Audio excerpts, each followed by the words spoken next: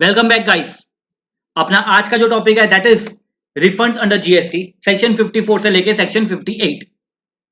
Guys this is one of the most important topics, most important 5 to 8 marks के questions आते ही है इसमें से।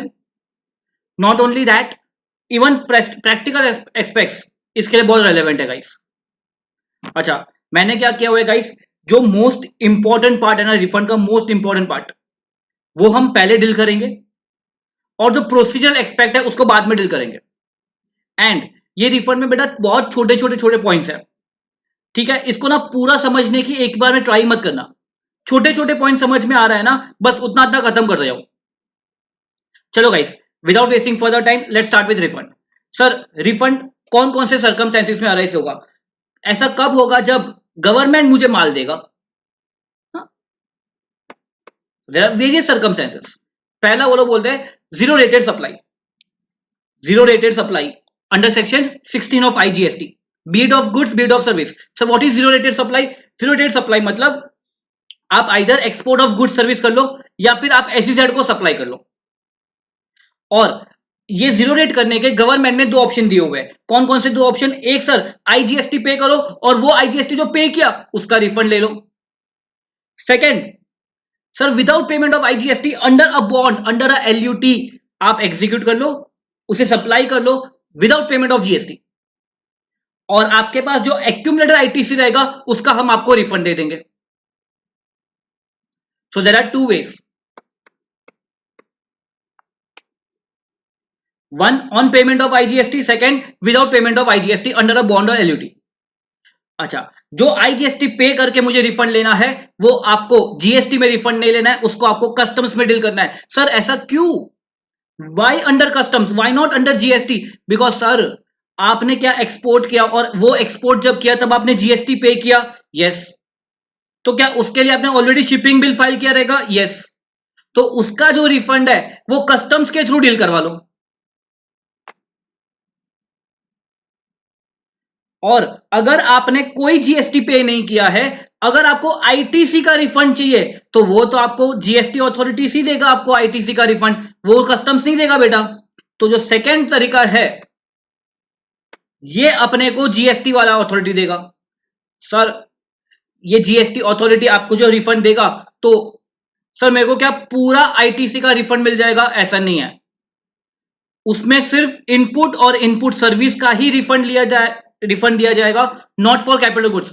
And it is subject to a maximum refund formula under rule 894। Most most most important, आपको यहां पे एक maximum refund की फॉर्मूला दी गई है, वो रिफंड की फॉर्मूला के बेसिस पे आपको रिफंड दिया जाएगा, which is also very logical. Okay, second sir inverted duty structure. What is inverted duty structure? Sir मैं परचेज कर रहा हूं एट 18% और मैं सर सप्लाई कर रहा हूं 12% पे। सर तो मेरा जो आईटीसी है ना वो एक्यूमुलेट होता जा रहा है, I can not utilise it. तो गवर्नमेंट बोलता है ठीक है रिफंड ले ले। उसमें आपको रिफंड सिर्फ इनपुट्स का मिलेगा, इनपुट सर्विस का नहीं मिलेगा। सर वो भी क्यों? बिकॉज हम कंपेयर भी किस चीज को कर रहे हैं, हम क्या बोल रहे हैं, हमने खरीदा तो क्या खरीदा? इनपुट्स, इनपुट्स खरीदा एट 18% और उसको सप्लाई कर रहे हैं एट 12%। तो हम कंपेयर भी तो इनपुट्स को कर रहे हैं, तो यहां पे आपको जो रिफंड मिलेगा वो सिर्फ इनपुट्स का मिलेगा, इनपुट सर्विस और कैपिटल गुड्स का रिफंड नहीं मिलेगा। और यहां पे जो मैक्सिमम फॉर्मूला है वो रूल 89(5) में दिया हुआ है।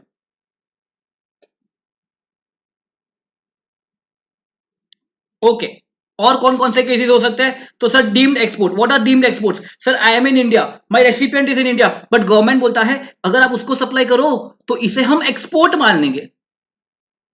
समझना बेटा, मैं इंडिया में हूं, रेसिपिएंट इंडिया में है, तो आप बोलोगे सर आपने तो इंडिया में सप्लाई किया है, बट गवर्नमेंट कुछ ट्रांजैक्शंस को वो लोग बोलते हैं कि कुछ ट्रांजैक्शंस के लिए हम इसको एक्सपोर्ट मान लेंगे, and that is why it is deemed exports. ये कहां पे दिया हुआ है? सेक्शन 147 में दिया हुआ है, और नोटिफिकेशन 48/17 में आपको नोटिफाई मिलेगा। कितने नोटिफाइड कैटेगरी है? Total 4 transactions. 4 ट्रांजैक्शन ऐसे है जहां पे गवर्नमेंट आपको रिफंड दे देगा, बट यहां पे कंडीशन क्या होता है कि ये जो गुड्स जो मैन्युफैक्चर किया होना चाहिए वो इंडिया में किया होना चाहिए। So you have manufactured the goods in India and you have supplied to a specified category. In that case, you can claim the refund. Okay, next. International tourist, theoretical concept है, practical applicability नहीं है इसमें। International tourist कोई बंदा outside India से India में आया घूमने के लिए, और इंडिया से जब वो बाहर जा रहा है तो वो यहाँ पे कुछ पैटी पैक गुड्स उसने परचेज किया और वो लेके जाना चाहता है, तो बेटा वो गुड्स का कंजम्पशन इंडिया में तो हुआ ही नहीं, तो टेक्निकली उसे एयरपोर्ट पे रिफंड मिल जाना चाहिए। यस, बट प्रैक्टिकली नहीं है, जाने दो इसे।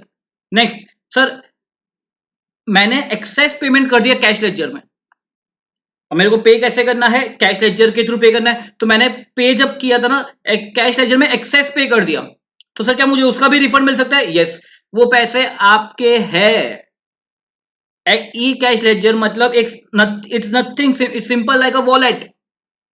तो सर मैंने मेरे वॉलेट में पैसे डाले हैं, होते हैं ना पेटीएम वॉलेट, अमेजोन पे वॉलेट, ये सारे वॉलेट है, तो मैंने उसमें मेरे पैसे डाले हैं, सर वो मेरे हैं, मुझे वो वॉलेट से जब पैसे मेरे बैंक अकाउंट में चाहिए तो मैं कभी भी मांग सकता हूं।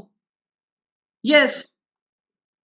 Next sir, I am a supplier of service, और सप्लायर ऑफ सर्विस होते हुए सर मेरे को अगर कोई एडवांस मिलेगा तो उस पर मेरे को जीएसटी पे करना पड़ेगा। तो सर मेरे को कुछ एडवांस मिला, मैंने गवर्नमेंट को जीएसटी पे कर दिया, बट एक्चुअल में सप्लाई किया ही नहीं, और मैंने उसको पैसे वापस दे दिए, बिकॉज मैंने सप्लाई किया ही नहीं तो मैंने उसको पैसे वापस कर दिए। तो सर क्या मैंने गवर्नमेंट को जो टैक्स पे किया है क्या उसका रिफंड मिल सकता है? यस। ओके, और कौन कौन से केसेस हो सकते हैं? Next sir, wrong collection of GST, I GST charge करना चाहिए था, सी और एस जीएसटी चार्ज कर दिया, या वाइस वर्सा, तो आपको रिफंड मिल जाएगा, और ये रिफंड विदाउट इंटरेस्ट दिया जाएगा, और आपको जो पे करना है वो भी विदाउट इंटरेस्ट होगा, ये आपको याद आएगा। चलो नेक्स्ट सर, कुछ मैटर चल रहा था, मैं अपील में लेके गया, ठीक है, कुछ डिस्प्यूट चल रहा था, मैं अपील में लेके गया, अपील में मैं केस जीत गया, अपील के वजह से मुझे रिफंड आ रहा है, मिल जाएगा refund. Sir I was not sure about my assessment, मैं सेल्फ असेसमेंट नहीं कर पा रहा था, तो मैंने ऑफिसर को रिक्वेस्ट किया कि मुझे प्रोविजनल असेसमेंट करवा दो, प्रोविजनल असेसमेंट करवा दिया at a higher end. Sir जब फाइनल असेसमेंट हुआ ना तो वो लोअर एंड पे हुआ, तो मैंने ज्यादा टैक्स पे किया था ड्यूरिंग प्रोविजनल असेसमेंट, तो क्या मुझे उसका रिफंड मिल जाएगा? यस सर, मिल जाएगा। Next sir, UN bodies, embassies, जिसको यूआईएन नंबर दिया जाता है, यूनिक आइडेंटिटी नंबर, सर ये लोग जो भी परचेज करते हैं ना, गवर्नमेंट बोलता है हम आपको रिफंड दे देंगे, बस हमें ये बता दो आपने क्या क्या खरीदा है, उसकी लिस्ट दे दो, हम आपको रिफंड दे देंगे। And next, there are some notified persons under section 55 जहां पे गवर्नमेंट रिफंड दे रहा है। So guys, this are the circumstances for refund, this are not exclusive, बस इतना ही नहीं है, इससे अलावा और भी हो सकता है कभी। So this list is just illustrative list. Okay next, तो सबसे पहले गाइस हम कर रहे हैं ना, we are not going for procedure, ठीक है, we are directly moving on to the formula which is given in rule 89.4 and rule 89.5। Okay, ZRA is zero rated supply and inverted duty structure। इसका जो formula है वो 89.4 में दिया हुआ है, इसका जो फॉर्मूला है वो 89.5 में दिया हुआ है। ओके, जीरो रेटेड सप्लाई का मीनिंग दिया हुआ है, अपने को पता है दो जीरो रेटेड सप्लाई हो सकता है, एक एसईजेड को सप्लाई करना और एक एक्सपोर्ट कर देना। इन्वर्टेड टैक्स स्ट्रक्चर का मतलब क्या है ये भी हमें पता है कि input tax is higher than output का टैक्स। सेकंड सर, अगर मैं एक प्रोडक्ट है जो एग्जेम्प्ट प्रोडक्ट है उसको मैं एक्सपोर्ट कर दूं, अगर एक मैंने प्रोडक्ट बनाया, लेट सपोज मैंने ए खरीदा, ए से बी बनाया और मैं बी को एक्सपोर्ट कर देता हूं, अब बी जो है वो गवर्नमेंट ने ऑलरेडी एग्जेम्प्ट किया हुआ है, ऑलरेडी एग्जेम्प्ट, अगर वो एग्जेम्प्ट प्रोडक्ट को मैंने एक्सपोर्ट कर दिया तो क्या सर ये जीरो रेटेड सप्लाई माना जाएगा? मेरा क्वेश्चन सिंपल सा ये है कि क्या जो टैक्स पे करना है, जो टैक्सेबल सप्लाई है, क्या वही जीरो रेटेड सप्लाई में आ सकते हैं या कोई एग्जेम्प्ट सप्लाई भी आ सकता है? तो गवर्नमेंट ने very properly, very simple clarify किया हुआ है कि नहीं, आपने अगर कोई एग्जेम्प्ट सप्लाई को एक्सपोर्ट किया है तो that is also included in your zero rated supply. Zero rated supply मतलब एक्सपोर्ट, एक्सपोर्ट या SEZ, be it of taxable product और be it of exempt product, doesn't matter. Okay sir, अगर मैंने ए खरीदा जिसपे टैक्स लग रहा था 12%, उससे मैंने बी बनाया 0%, और सर मैंने बी इंडिया को बेचा, इंडिया में बेचा, तो सर अगर मैंने बी इंडिया में बेचा और मैं बोलता हूं ये तो इन्वर्टेड टैक्स स्ट्रक्चर हो गया, इन्वर्टेड टैक्स स्ट्रक्चर, और मुझे आईटीसी का रिफंड दे दो, गवर्नमेंट बोलेगा जा जा जा जा जा जा जा, जा यहां से जा। ये इन्वर्टेड स्ट्रक्चर नहीं है बेटा, तूने इंडिया में बेचा है, दिस इज एग्जाम सप्लाई। और हमने जब एग्जाम सप्लाई दिया था तो हम इसको बोलेंगे तेरा आईटीसी का कोई बेनिफिट नहीं मिलेगा, और तू क्या रिफंड लेने आ गया मेरे पास, चल जा यहां से। तो गवर्नमेंट इन्वर्टेड टैक्स स्ट्रक्चर में एग्जाम सप्लाई नहीं देगा, exempt supply is not applicable for inverted tax structure. Okay next sir, zero rated supply, इसमें let's suppose export, sir export पे क्या एक्सपोर्ट ड्यूटी लगती है? सर मेजरली तो एक्सपोर्ट ड्यूटी नहीं लगती, मेजर ऑफ द प्रोडक्ट्स में एक्सपोर्ट ड्यूटी नहीं लगती, बट हाँ देर आर सम 8-10 आइटम्स जिसपे एक्सपोर्ट ड्यूटी लगती है, जहां पे गवर्नमेंट बोलता है कि नहीं ये प्रोडक्ट एक्सपोर्ट नहीं होना चाहिए, उस पर हम आपको बेनिफिट नहीं देना चाहते, रेदर हम ड्यूटी लगाना चाहते हैं उस पर। तो सर जो प्रोडक्ट पे एक्सपोर्ट ड्यूटी लगा, क्या उसमें आपको रिफंड मिलेगा? नहीं, नहीं, यहां पे गवर्नमेंट कोई बेनिफिट नहीं देना चाहता बेटा। So if the export is liable to export duty, तो आपको रिफंड नहीं मिलेगा। Second sir, inverted tax structure में, सॉरी जीरो रेटेड सप्लाई में, सर अगर मैंने कोई प्रोडक्ट को मैन्युफैक्चर किया और एक्सपोर्ट किया, मैन्युफैक्चर किया और एक्सपोर्ट किया, तो सर क्या मुझे ड्यूटी ड्रॉबैक का बेनिफिट मिलेगा? Yes, under section 75। और अंडर सेक्शन 75 अगर आप रिकॉल करो तो ड्यूटी ड्रॉबैक जो है वो सिर्फ basic custom duty, social welfare surcharge, other duties को कवर कर रहा है other than IGST and compensation cess. Sir क्यों नहीं कर रहा है? बिकॉज आप उसका रिफंड ऑलरेडी लेने वाले हो। तो लोग बोलते हैं ड्यूटी ड्रॉबैक अगर आपने बीसीडी सोशल वेलफेयर सरचार्ज का लिया है तो हमें कोई दिक्कत नहीं है।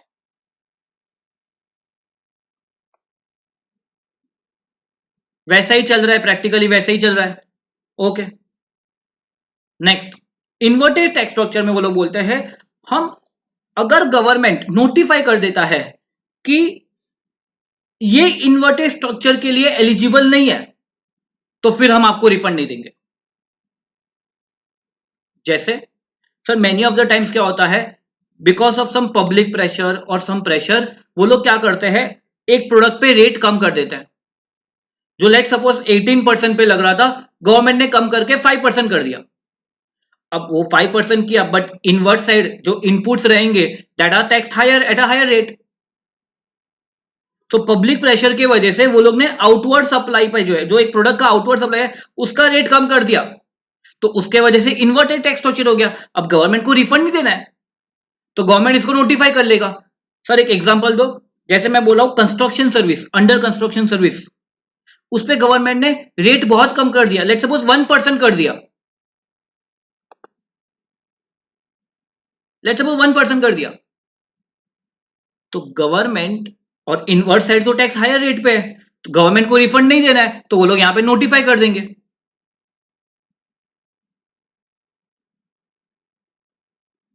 अच्छा सर हमने क्या ये याद रखना है क्या? नहीं, वो लोग क्वेश्चन में मेंशन करेंगे कि this is not eligible for inverted tax structure, तो बस खत्म, वो हमने को इन्वर्टेड स्ट्रक्चर में नहीं लेना है, सिंपल है।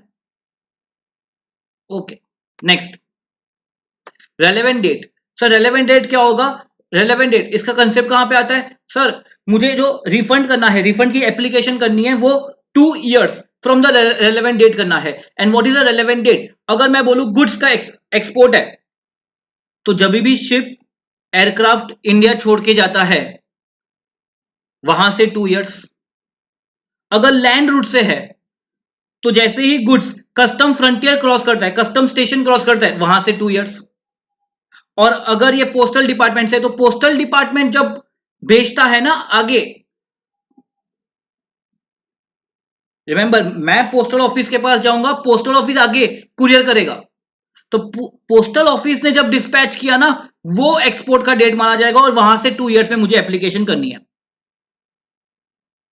सर सर्विसेज के लिए कैसे केस ऐसे हो सकता है कि मेरे को पहले एडवांस मिल गया, फिर मैं सप्लाई कर रहा हूं और फिर इनवॉइस इश्यू करूंगा, तो इनवॉइस इश्यू करूंगा तब से करना है। और सर अगर ऐसा नहीं था, पैसे पहले नहीं मिले, तो पहले मैंने सप्लाई किया, इनवॉइस इश्यू कर दिया और फिर पैसे मिल रहे, तो जब पैसे मिलेंगे तब से 2 इयर्स। इन सिंपल वर्ड्स बोलो ना सर, डेट ऑफ पेमेंट और date of invoice whichever is later. और सर एसईजेड को सप्लाई कर दिया, तो जब आपने टैक्स पे किया है, जब आपने टैक्स पे किया है वहां से 2 years.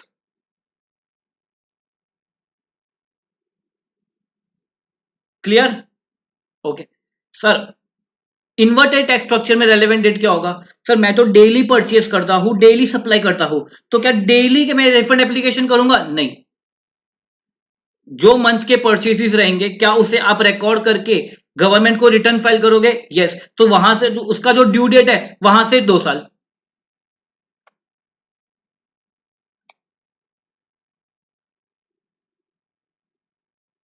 Pretty simple guys. Done? Okay next. जब भी आप आईटीसी का रिफंड ले रहे हो, अच्छा आईटीसी का रिफंड ले रहे हो मतलब क्या कहना है इसे, आईटीसी से आपको कैश बैंक में मिल रहा है? यस। वो आईटीसी का जो बैलेंस है वो आपको बैंक अकाउंट में दे रहा है। सर तो मैं आईटीसी का बैलेंस ऐसा ही रिटेन रखूं और मैं बोलूं रिफंड दे दो और वो मुझे बैंक में दे देंगे, तो बेटा आईटीसी भी ऐसा है, बैंक में भी पैसे आ गए, ड्यूअल बेनिफिट। तो गवर्नमेंट क्या बोलता है कि जब भी आप आईटीसी का रिफंड मांग रहे हो, तो जितना रिफंड मांग रहे हो ना, उतना अमाउंट ई क्रेडिट लेजर से डेबिट कर लो, बिकॉज आप उसका रिफंड मांग रहे हो और हम जब रिफंड दे देंगे आपको, तो वो आपके बैंक अकाउंट में आ जाएगा।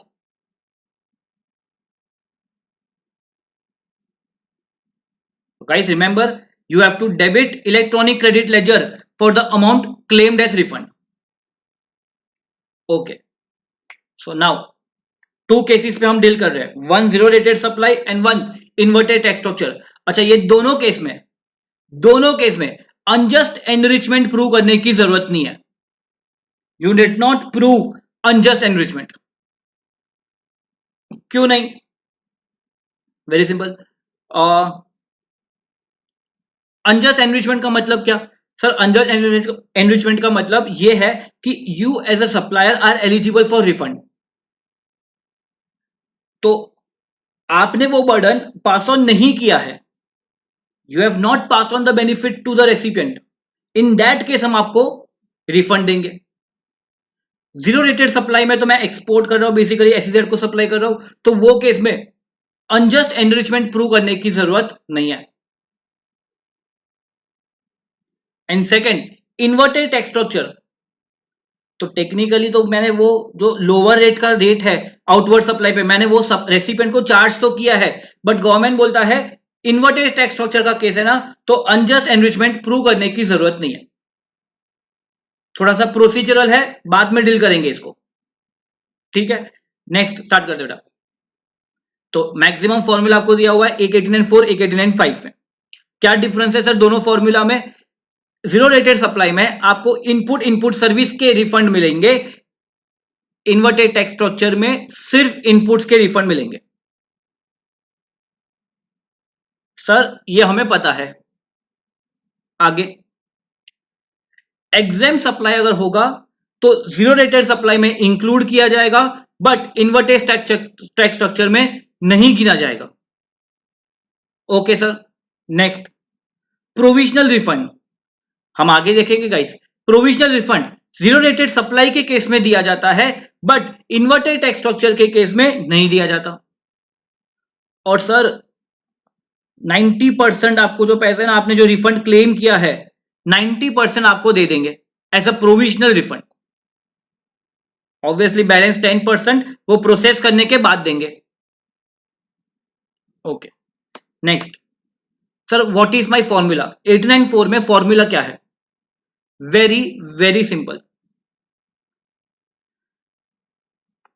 लेट सपोज हम बात कर रहे हैं for the month of October, ठीक है सर। अक्टूबर मंथ के आपके परचेसेस रहेंगे, इनपुट इनपुट सर्विस के परचेस रहेंगे, यस। तो जो अक्टूबर मंथ के परचेसेस है, input input service, that is used for outward supplies which can be in India also and which can be export also. तो हम बेसिकली टर्नओवर के basis पे जो रहेगा हम आपको उतना रिफंड दे देंगे। सर क्या बोला आपने? तो मैक्सिमम रिफंड हम आपको कितना देंगे कि जो आपका आईटीसी है, and the word used is net ITC. Why this net ITC बाद में देखेंगे गाइस। नेट आईटीसी जो आपका आईटीसी है, multiply that by your export zero rated supply turnover which can be goods also and which can be service also, divide by your total turnover। In simple मैं बोल दूं proportionate कर दिया, minus the tax paid. अच्छा ये minus जो tax paid है ये मैंने यहां पे लिखा हुआ है, ठीक है, ये फॉर्मूला में नहीं है। बट मुझे इतना बता दो, जब आप एक्सपोर्ट करते हो तो आपने कितना टैक्स पे किया है? सर कुछ भी टैक्स पे नहीं किया है। तो कहना इसे tax paid is zero. Yes sir, tax paid is zero. और अगर ये जीरो है तो अपने को फॉर्मूला जो ब्रैकेट है उतने पे ही फोकस करना है। बट ये कब यूज आएगा? जब हम 895 की फॉर्मूला करेंगे तो। ओके नेक्स्ट, अब एक एक पॉइंट को डील करते हैं, ठीक है। अब हमें 4 पॉइंट समझना है। Net ITC, zero rated supply of goods, zero rated supply of service and adjusted total turnover. ये 4 पॉइंट हमें समझना है। Sir what is net ITC? Net ITC मतलब ITC availed on input and input service during the relevant period. Sir ITC availed मतलब sir मेरे पास अगर कोई ओपनिंग बैलेंस है तो उसका रिफंड नहीं मिल सकता क्या? नहीं, उसका रिफंड नहीं देंगे बेटा। जो जो मंथ के परचेसेस है ना, जो मंथ का आप रिफंड क्लेम फाइल कर रहे हो या जो पीरियड का आप रिफंड क्लेम फाइल कर रहे हो, sometimes it can be clubbed also. अगर मेरे को अप्रैल मई जून जुलाई ये 4 मंथ्स के रिफंड चाहिए तो ये 4 मंथ्स के रिफंड ले सकता हूं। तो जो पीरियड के आप रिफंड क्लेम फाइल कर रहे हो ना, वो पीरियड के आपने जो आईटीसी अवेल किया है उसका हम आपको रिफंड देंगे on input and input service during the relevant period. तो मैंने ये क्लियर कर दिया बेटा, ड्यूरिंग द रेलेवेंट पीरियड मतलब मंथली या क्वार्टरली नहीं है।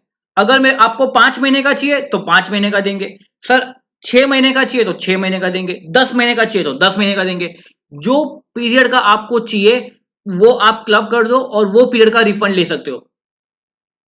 सर क्या वो पीरियड डिफरेंट फाइनेंशियल ईयर्स में भी फॉल हो सकता है? नाउ रिमेंबर गाइस, पहले सीबीआईसी का एक क्लैरिफिकेशन आया था कि डिफरेंट फाइनेंशियल ईयर्स के रहेंगे तो आपको 2 क्लेम फाइल करने पड़ेंगे, आप उसको मर्ज नहीं कर सकते। बट बट बट सीबीआईसी को उसकी मिस्टेक रियलाइज हो गई, वो लोग ने वो चेंज कर दिया और बोल दिया कि हाँ डिफरेंट फाइनेंशियल ईयर्स के हैं तो वो भी ले सकते हो। वो चेंज क्यों किया आगे देखेंगे।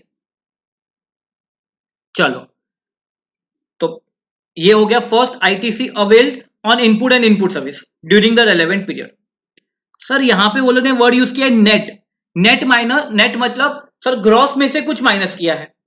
तो अब क्या माइनस करना है? तो एक समझना guys, there is some another refund which is given in rule 894A and 4B। ये बेसिकली एक मर्चेंट एक्सपोर्टर को दिया जाता है रिफंड।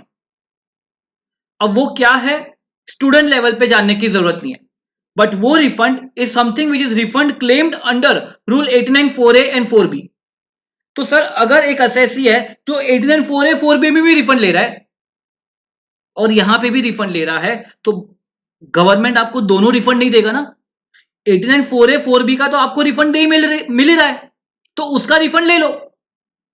तो वो आईटीसी आप यहां पे नहीं लोगे तो आईटीसी में से वो हमने माइनस कर दिया,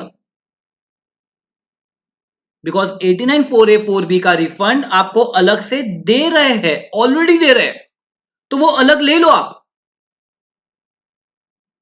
सर ये आपने नेट आईटीसी में से माइनस किया हुआ है तो क्या मेरे टर्नओवर्स में भी माइनस होगा? Yes yes. नेक्स्ट क्या है sir? Zero rated supply, sorry zero rated supply of goods. तो पहला तो मैं यहां पे सिंपल ये बोल दूं कि जो 894A और 4B का टर्नओवर है वो हम माइनस कर देंगे। क्यों? मैंने लॉजिक बता दिया। अच्छा, नेक्स्ट सर, मेरा zero rated supply of goods में लेट सपोज मैंने यूएस में एक्सपोर्ट किया ऑफ ₹10 lakhs। ठीक है, तो मेरा zero rated supply of goods का टर्नओवर कितना हो गया? 10 lakhs। बट अब वो लोग क्या बोल रहे हैं, अब एक नया पॉइंट वो लोग लेके आए। वो लोग क्या बोल रहे हैं, सपोज सपोज ये जो प्रोडक्ट आपने यूएस में एक्सपोर्ट किया, सपोज यूएस में नहीं करते और इंडिया में बेचते, तो आपको इंडिया में कितना मिलता पैसे? तो मैं बोलता था इंडिया में मेरे को लेट सपोज 5 lakhs मिलेगा। बट हाँ, यूएस में इसकी डिमांड है। यूएस में मैं 10 लाख का भी बेचूंगा ना तो मेरा माल बिकेगा। तो मैंने देखा कि इंडिया में 5 लाख मिल रहा है, यूएस में 10 लाख मिल रहा है, तो मैं 10 लाख ही मैं बेचू ना गाइस, तो मैंने एक्सपोर्ट कर दिया। तो गवर्नमेंट बोलता है अब हम आपके ये जो गुड्स है ना उसकी इंडियन गुड्स की वैल्यू जो है उसके साथ कंपेयर करेंगे कि अगर आपने इंडिया में बेचा था तो आपको 5 lakhs मिलता।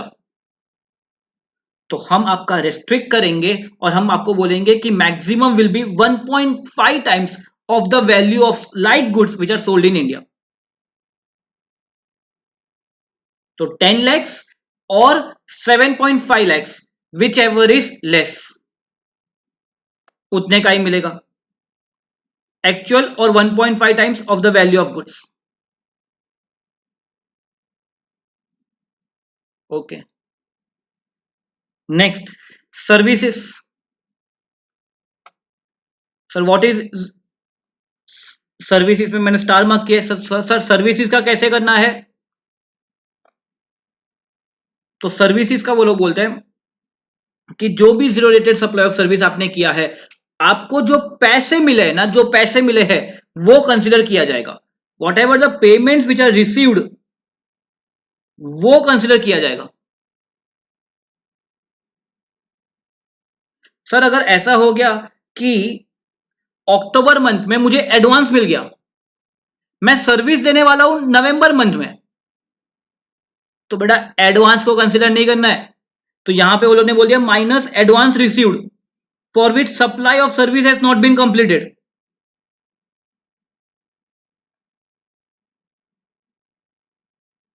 ओके, तो अभी तक का कितना हो गया? सर जो पेमेंट मिला वो लेना है, जो पेमेंट मिला वो लेना है। सेकंड, सर अगर कोई एडवांस मिला है जिसका सप्लाई बाद में करने वाले हो वो नहीं लेना है।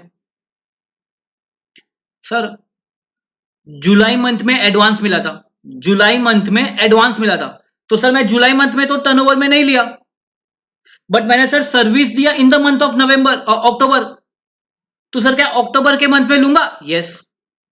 तो plus zero rated supply of service where supply has been completed for which payment has been received in advance. But supply आपने अभी किया है उसका, तो अभी ले लो।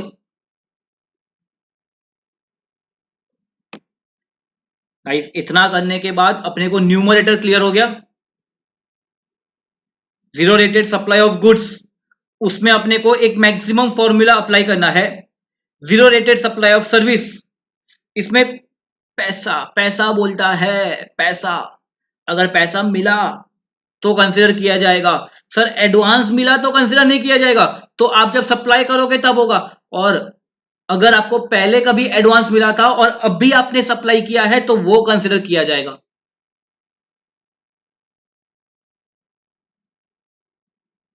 गाइस एक बार की मेहनत है, एक बार you have to watch it for 2 hours, but ये चैप्टर बहुत इजी हो जाएगा आपके लिए।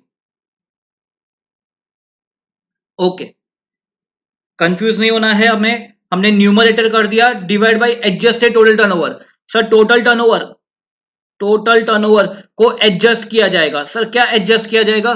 पहले तो रूल 894A और 4B का जो टर्नओवर है वो सर माइनस कर दो, बिकॉज उसका रिफंड अलग से दे रहे हैं। यस। सेकंड, सर सर अगर मैं कोई एग्जेम सप्लाई कर रहा हूं, इन इंडिया, अगर मैं कोई एग्जाम सप्लाई कर रहा हूं इन इंडिया, तो क्या उसके लिए मुझे आईटीसी मिलता रहेगा? नहीं। तो यहां पे जो आप आईटीसी अवेल्ड बोल रहे हो, वो तो मेरे टैक्सेबल सप्लाई के लिए है। एग्जाम सप्लाई अगर मैंने इंडिया में किया रहेगा, तो उसका तो आईटीसी मेरे को मिलेगा ही नहीं, मैंने लिया ही नहीं लिया रहेगा। और अगर आप मुझे बोल दो टोटल टर्नओवर में ये एग्जाम सप्लाई का भी टर्नओवर ले लो, तो बेटा गलत है ना, उसके लिए आईटीसी तो लिया ही नहीं है कभी मैंने।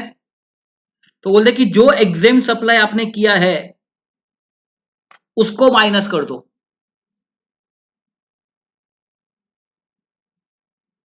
If you are clear with the logic, आप एग्जाम में भी फॉर्मूला बना सकते हो। तो logic, very simple logic is, अगर मैंने कोई एग्जाम सप्लाई किया तो उसके लिए आईटीसी लिया ही नहीं है, तो my net ITC does not include that exempt supply things. तो मेरा एग्जाम सप्लाई का टर्नओवर डिनोमिनेटर में भी नहीं आएगा, न्यूमरेटर में तो आएगा ही नहीं, बिकॉज न्यूमरेटर में तो सिर्फ जीरो रेटेड सप्लाईज गए हुए। हाँ, अगर यही सप्लाई अगर आपने एक्सपोर्ट कर दिया रहता तो आएगा बेटा, तो उसमें दिक्कत नहीं है। बाकी आपके जो टर्नओवर इन स्टेट, जो स्टेट टर्नओवर, जिसमें क्या क्या आएगा, टैक्सेबल भी आएगा, आपका इंटर स्टेट सप्लाई जो रहेगा कुछ वो भी आ जाएगा। तो जो भी स्टेट टर्न सॉरी जो भी आपने विद इन द स्टेट आपने जो बेचा रहेगा वो सारा टर्नओवर आपका आ जाएगा, plus turnover of zero rated supply of service. Service का कैसे करना है वो हमने कर दिया यहां पे, plus turnover of non zero rated supply of service. तो विद इन इंडिया अगर कोई सर्विस रहेगी तो वो तो एक्रूअल के बेसिस पे ही चलना है बेटा।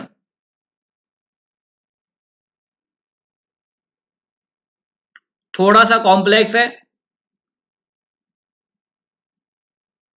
Guys clear with this? चलो नेक्स्ट,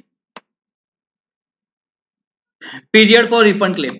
जैसे मैंने बताया गाइस, क्या होता था, एक केस समझना, मैंने ना मार्च मंथ में परचेस किया। अब मार्च मंथ में परचेस किया, बट मार्च मंथ में मेरा कोई सप्लाई नहीं है, और ये प्रोडक्ट से मैंने एक प्रोडक्ट बनाया, प्रोडक्ट बी, और मैंने अप्रैल में एक्सपोर्ट किया। अब सर मार्च में परचेस किया था और अप्रैल में एक्सपोर्ट किया, तो मुझे बताओ when was ITC availed? Sir in the month of March. And when are you exporting? In the month of April. तो सर मेरे को रिफंड के लिए कहना ही से मुझे मार्च और अप्रैल मंथ का रिफंड क्लेम क्लब करना पड़ेगा। यस, और पहले मैंने क्या बोला था, सीबीआईसी इसको अलाउ नहीं करता था, तो इन असेसी को दिक्कत होती थी, और लॉ में कहीं पे ऐसा मेंशन किया ही नहीं है। तो वो लोग ने सीबीआईसी को बोल दिया ये, और सीबीआईसी को अपनी मिस्टेक रियलाइज हो गई, और उन्होंने चेंज कर दिया कि अब फाइनेंशियल ईयर्स के जो डिफरेंट टैक्स पीरियड्स है उसको क्लब किया जा सकता है।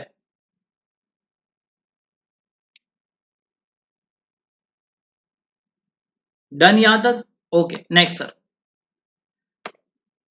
Another important point. सर यहां पे जब आप नेट आईटीसी बोल रहे हो, तो अब मेरे को ये समझाना बेटा, मैंने दो परचेस किया है, एक पे वन, ये 18% है, ठीक है, एक पे 1,80,000 है और एक पे 60,000 है। तो सर मेरा टोटल बुक्स में कितना होगा? सर 2,40,000 होगा बुक्स में। बट सर इसमें से ये जो सप्लायर है ना, इसने जीएसटीआर 1 फाइल किया है, ये पर्सन ने जीएसटीआर 1 फाइल ही नहीं किया है। और सर जीएसटीआर 1 फाइल नहीं किया है तो मेरे 2A में सिर्फ 1,80,000 दिखेगा। और सर रूल 36(4) क्या बोलता था, रेस्ट्रिक्शन डालता था कि हाँ आपको 2A का जो है उसके अलावा एडिशनल 10% भी मिलेगा, मतलब मेरे को टेक्निकली कितना मिलेगा, 1,98,000 आईटीसी। तो सर जब मैं रिफंड क्लेम फाइल करूं तो क्या मैं 1,98,000 लिखूं या मैं 1,80,000 लिखूं? क्वेश्चन आपको समझ में आ रहा है? क्या जो एक्चुअल 2A में है, एक्चुअल 2A में क्या मैं सिर्फ उतना ही लिखूं, या जो रूल 36(4) मुझे जितना अलाउ कर रहा है मैं उतने तक का लिखूं? तो वो लोग ने बोल दिया अब वेरी सिंपल, आपके 2A में जो रहेगा, आपके 2A में जो रहेगा बस उतने का ही मिलेगा, not even adjusting for rule 36(4). जितना 2A में है ना, बस बस बस बस बस जितना 2A में है उतने का ही हम आपके रिफंड के फॉर्मूला में जाएगा। So this is one very important point two remember guys, इसके रिलेटेड क्वेश्चन वो लोग पूछ सकते हैं। चलो नेक्स्ट सर, रूल 89(5) की क्या फॉर्मूला है? तो formula is almost similar.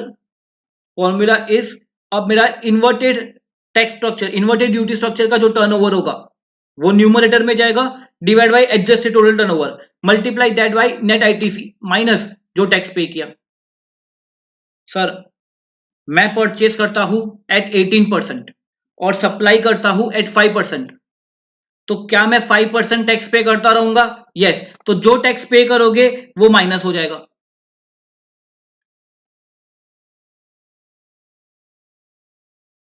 Okay, net ITC, it is ITC availed on all inputs, बेटा इनपुट सर्विस भी निकाल दिया, all inputs during the relevant period, minus rule 89(4)A and 4B, because इसका refund अलग से दे रहे हैं। ओके,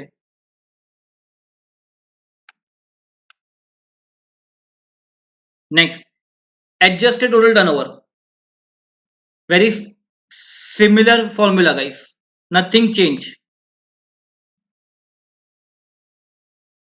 नेक्स्ट गाइस, सर एक केस बताओ, देखो जैसे यहाँ पे सप्लायर है सर, उसका जो टैक्स रेट है दैट इज एट 12% सर, और उसने जो प्रोडक्ट परचेज किया है कुछ किसी पे 5% है और किसी पे 18% है, तो सर क्या इन्वर्टेड टैक्स स्ट्रक्चर का केस बनेगा? सर इसमें से एक प्रोडक्ट जो है वो हायर रेट है 18% है, बट एक जो है वो लोअर रेट है, तो क्या इन्वर्टेड टैक्स स्ट्रक्चर का केस बनेगा? ये डाउट आएगा अपने को। यस, इन्वर्टेड टैक्स स्ट्रक्चर का केस बनेगा। वो लोग बोलेंगे सारे देखो, सारे इनपुट चेक करो, क्या उसमें से एक भी इनपुट ऐसा है जो हायर रेट है then your outward supply? Yes, then inverted tax structure का केस बनेगा। और सर कितना रिफंड मिलेगा? कितना? बोलो, मैक्सिमम फॉर्मूला अप्लाई करो। नेट आईटीसी, सर मेरा नेट आईटीसी कितना है? 770 multiply by inverted duty structure turnover कितना है? 6000। सर एक ही प्रोडक्ट है, divide by total turnover 6000, in a way यहां पे 770 आ गया, माइनस आपने कितना टैक्स पे किया है? सर 720 टैक्स पे किया है, तो वो माइनस कर दो, बैलेंस मैक्सिमम रिफंड वो लोग आपको कितना देंगे? 50 रुपीज का। नेक्स्ट सेम टाइप ट्राई करो guys.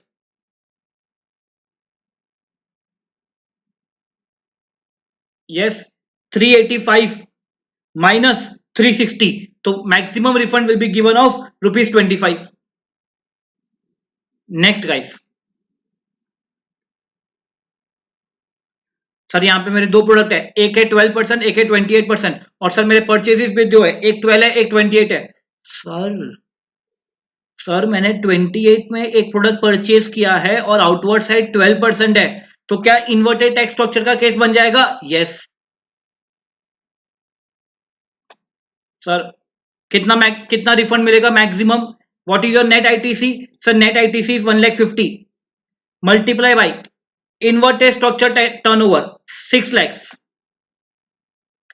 Divide by total turnover 10 lakh minus 72,000 जो टैक्स पे किया हुआ है, तो सर मेरे को मैक्सिमम रिफंड 18,000 तक का मिलेगा। Next guys, next sir maximum amount of refund, sir अभी तक वही तो कर रहे थे, रूल 89(4) और 89(5) में मैक्सिमम अमाउंट ऑफ रिफंड तो बोल रहे थे।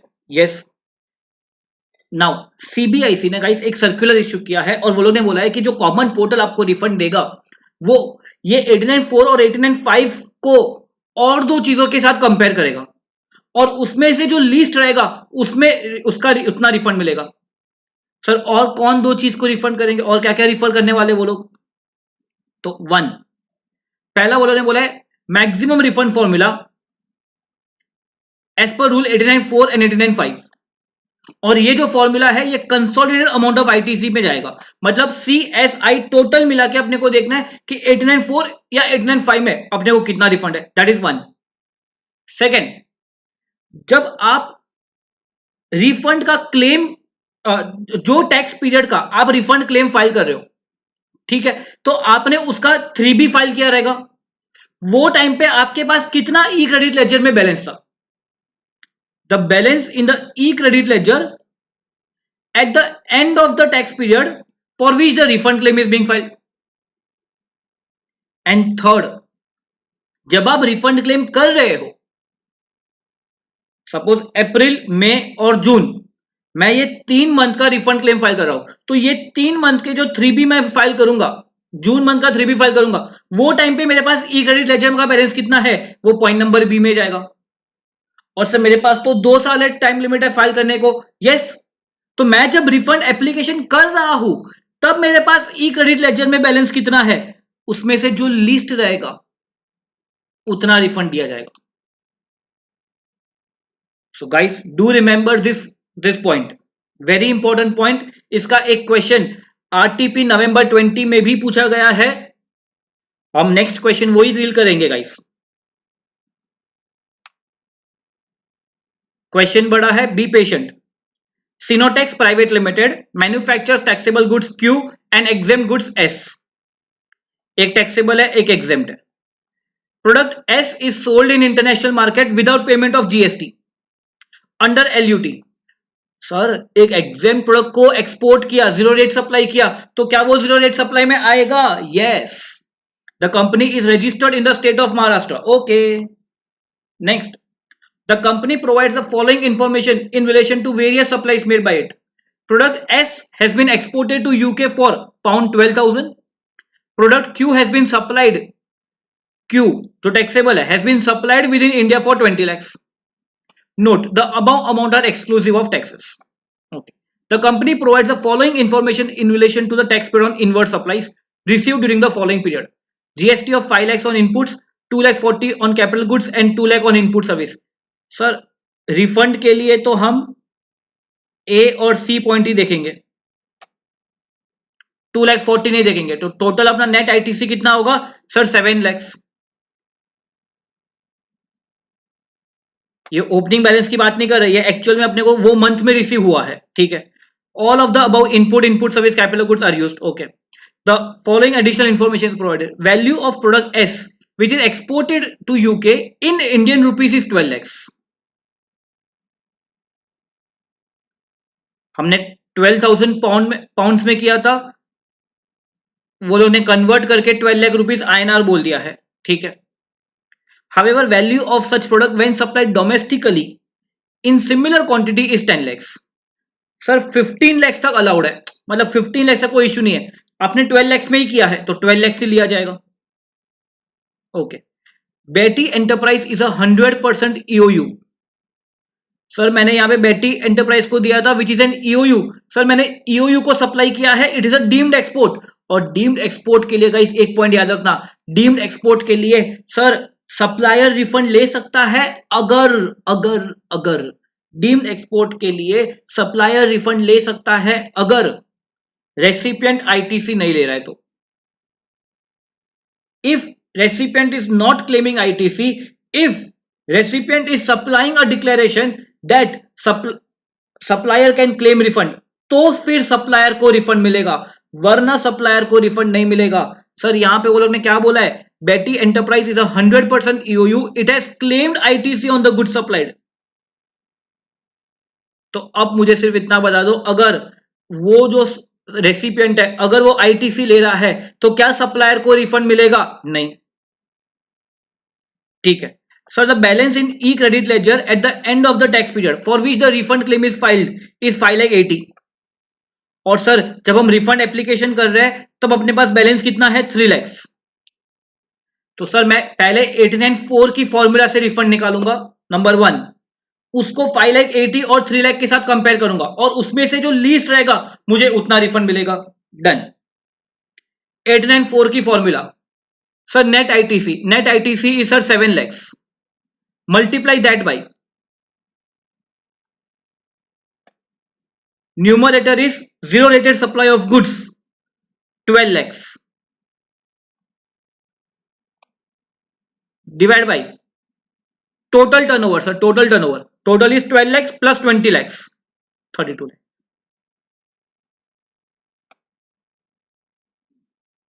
तो ये जो फॉर्मूला आएगा, ये जो आंसर आएगा, इसको 580 और 3 लाख के साथ कंपेयर कर दो।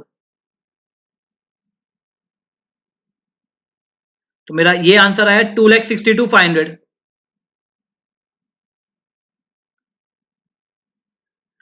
तो मैक्सिमम रिफंड वो लोग 262,500 देंगे। और सर वो डीम्ड एक्सपोर्ट किया तो उसका रिफंड मिलेगा नहीं मिलेगा? नहीं मिलेगा। क्यों नहीं मिलेगा? Because that person, that recipient is claiming ITC sir.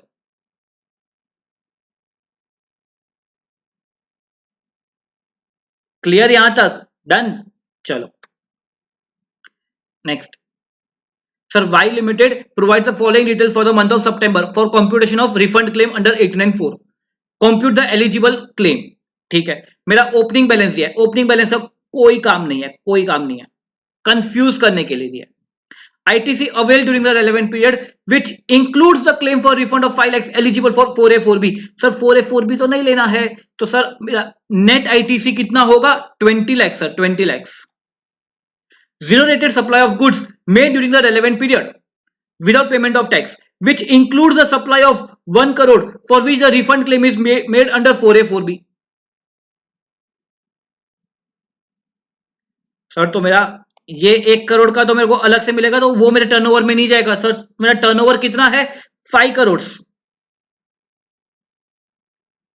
And sir supply of goods other than zero rated supply is 3 lakhs। तो मेरा टोटल टर्नओवर कितना हो जाएगा? 8 करोड़। हो गया, टोटल फॉर्मूला बोल दिया, 20 lakhs multiply by 5 crore divide by 8 crore.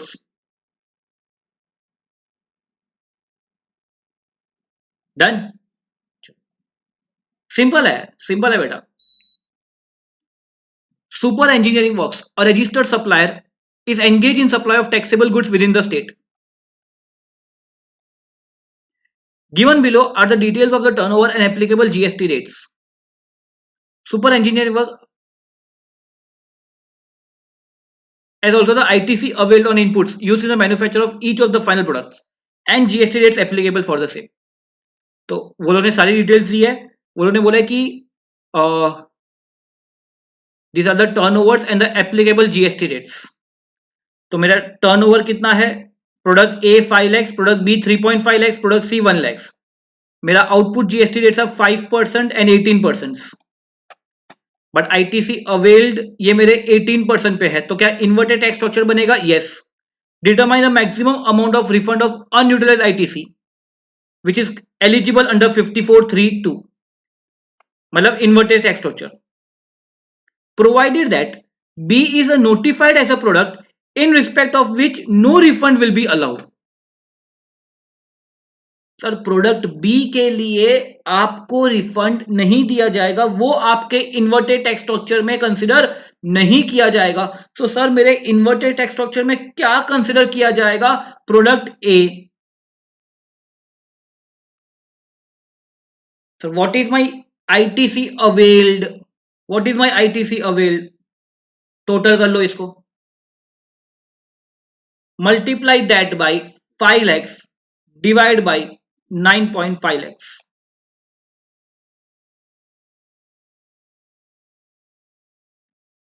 पहले इतना कर लो आप। मेरा नेट आईटीसी कितना आएगा? 1,18,000 multiply that bye 5 lakhs divide by 9 lakhs total. ये करने के बाद मैंने प्रोडक्ट ए पे कितना टैक्स पे किया हुआ है?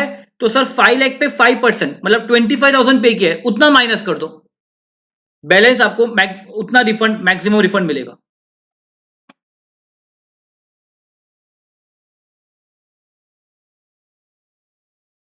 गाइस क्लियर यहां तक? तो गाइस यहां तक अपना रूल 89.4 और 89.5 इसका हमने फॉर्मूला कर दिया है, ठीक है। इसके क्वेश्चंस जनरली आते हैं, इसके लिए मैंने जब रिवीजन किया तो पहले वो मैंने करवा दिया। अब नेक्स्ट जो है सर वो प्रोसीजरल है, और मैं थोड़ा सा क्विक रहूंगा इसमें, ठीक है। छोटे छोटे पॉइंट्स बहुत है, सिर्फ एक एक पॉइंट को आप याद रखने की ट्राई करना गाइस। फर्स्ट, सर रिफंड का मतलब क्या है? सर रिफंड का बहुत सारे सर्कमस्टेंसेस है, सारे सर्कमस्टेंसेस तो नहीं दिया हुआ है, बट सर आईटीसी का जब आप रिफंड लेते हो तो टेक्निकली तो गवर्नमेंट आईटीसी का रिफंड नहीं देता है, बट कुछ केसेस में दे रहा है तो उसको बोलना पड़ेगा कि हाँ ये रिफंड है। तो refund includes refund on tax paid on zero rated supply of goods service, or refund of input service on zero rated supply, or refund of tax paid on deemed exports, because वो तो India में ही supply किया है, technically उसका कोई refund नहीं बनना चाहिए, बट गवर्नमेंट रिफंड दे रहा है तो वो रिफंड के डेफिनेशन में इंक्लूड करो। थर्ड, एज पर सेक्शन 54(3) मतलब inverted tax structure, correct. Next, sir क्या मिनिमम थ्रेशोल्ड रहेगा? क्या ऑफिसर सारे एप्लीकेशन करेगा, सारे एप्लीकेशन चेक करेगा और प्रोसेस करेगा, या कुछ मिनिमम थ्रेशोल्ड है? तो obviously there is a minimum threshold. वो लोग बोलते हैं हम आपका रिफंड का क्लेम तब प्रोसेस करेंगे जब एक हेड में जब आप रिफंड मांग रहे हो ना, सीजीएसटी और एसजीएसटी और आईजीएसटी, जो हेड में आपको रिफंड मांग रहे हो उसमें 1000 रुपीज से ऊपर का रिफंड है, 1000 से नीचे है तो रिफंड नहीं मिलेगा, and 1000 is for each head separately. Sir C और एस मिला के मेरे को 1600 चाहिए, बट सीजीएसटी में 800 चाहिए, तो रिफंड मिलेगा क्या? नहीं। सर आईजीएसटी में 1600 चाहिए, तो मिलेगा क्या? यस। ईच हेड में देखेंगे, डन। सर ई कैश लेजर, ये तो बोलने की भी जरूरत नहीं है यार। ई कैश लेजर मतलब आपके पैसे, आपके पैसे जब चाहे जितने चाहे रिफंड ले सकते हो। तो ये जो लिमिट है, ये लिमिट ई कैश लेजर के रिफंड के लिए अप्लाई नहीं होगी sir. Done. Next, sir refund के लिए क्या प्रोसीजर फॉलो करना पड़ेगा? सर रिफंड कौन क्लेम करेगा, क्या फॉर्म में करेगा, वो नेक्स्ट है। पहले ब्रीफ प्रोसीजर, सर रिफंड के लिए मुझे गवर्नमेंट को बोलना पड़ेगा कि मुझे रिफंड दो, तो उसके लिए क्या मुझे कोई एप्लीकेशन करनी पड़ेगी? यस। सर एप्लीकेशन कहां पे करूं? पोर्टल पे। उसका कोई फॉर्म होगा RFD1, वो पोर्टल, वो फॉर्म में I will mention obviously my name, GSTN number, मुझे क्यों रिफंड मिलना चाहिए, क्या डॉक्यूमेंटेशन होगा, और एक इंपॉर्टेंट पॉइंट, मैं बैंक डिटेल्स डालूंगा कि मुझे किस बैंक अकाउंट में मुझे रिफंड दो, और ये बैंक अकाउंट और आपने रजिस्ट्रेशन के टाइम का जो बैंक अकाउंट डाला है वो दोनों बैंक अकाउंट सेम होने चाहिए। It can not be different, it can not be different. वो रिफंड प्रोसेस ही नहीं करेंगे बेटा आपको। तो प्लीज रिमेंबर दिस, रजिस्ट्रेशन के टाइम का जो बैंक अकाउंट है वो ही बैंक अकाउंट जब आप रिफंड क्लेम फाइल कर रहे हो तो वही बैंक अकाउंट होना चाहिए सर। ठीक है, जैसे ही मैंने ये सब कर दिया, एक एप्लीकेशन रिसिप्ट नंबर दिया जाएगा ARN, कि ठीक है हमें आपकी एप्लीकेशन मिल गई है, हम इस पे काम करना स्टार्ट करेंगे। ओके, अब सर ये रिफंड मुझे ही देना चाहिए, this refund should be given only to the person who has borne the taxes. तो इसके लिए सर मेरे को कुछ डॉक्यूमेंट्स अटैच करने पड़ेंगे, कुछ प्रूफ अटैच करने पड़ेंगे। यस, वो सारे डॉक्यूमेंट्स मैंने अटैच किए रहेंगे। यस,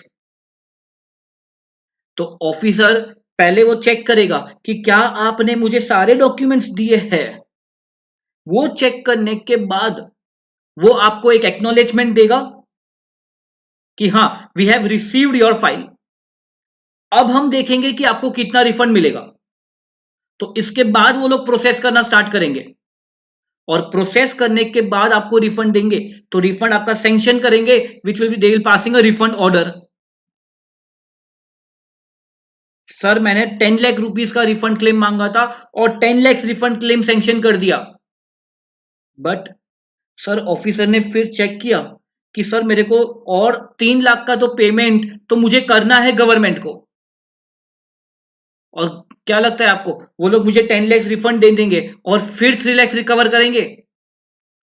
याद आ रहा है रिकवरी के कुछ पॉइंट्स होते थे, सेक्शन 79 याद करो बेटा, सेक्शन 79। तो उसमें क्या होता था कि अगर कोई रिकवरी प्रोसीडिंग्स मेरे मेरे अगेंस्ट चल रही है और अगर कोई अमाउंट रिकवरेबल है, तो याद है फर्स्ट पॉइंट वो लोग क्या चेक करते थे, सीक्वेंस नहीं होता था, बट वो लोग ने एक पॉइंट वहां पे ऐसा मेंशन किया था कि अगर एक बंदे को रिफंड मिल रहा है तो वहां से एडजस्ट कर लेंगे।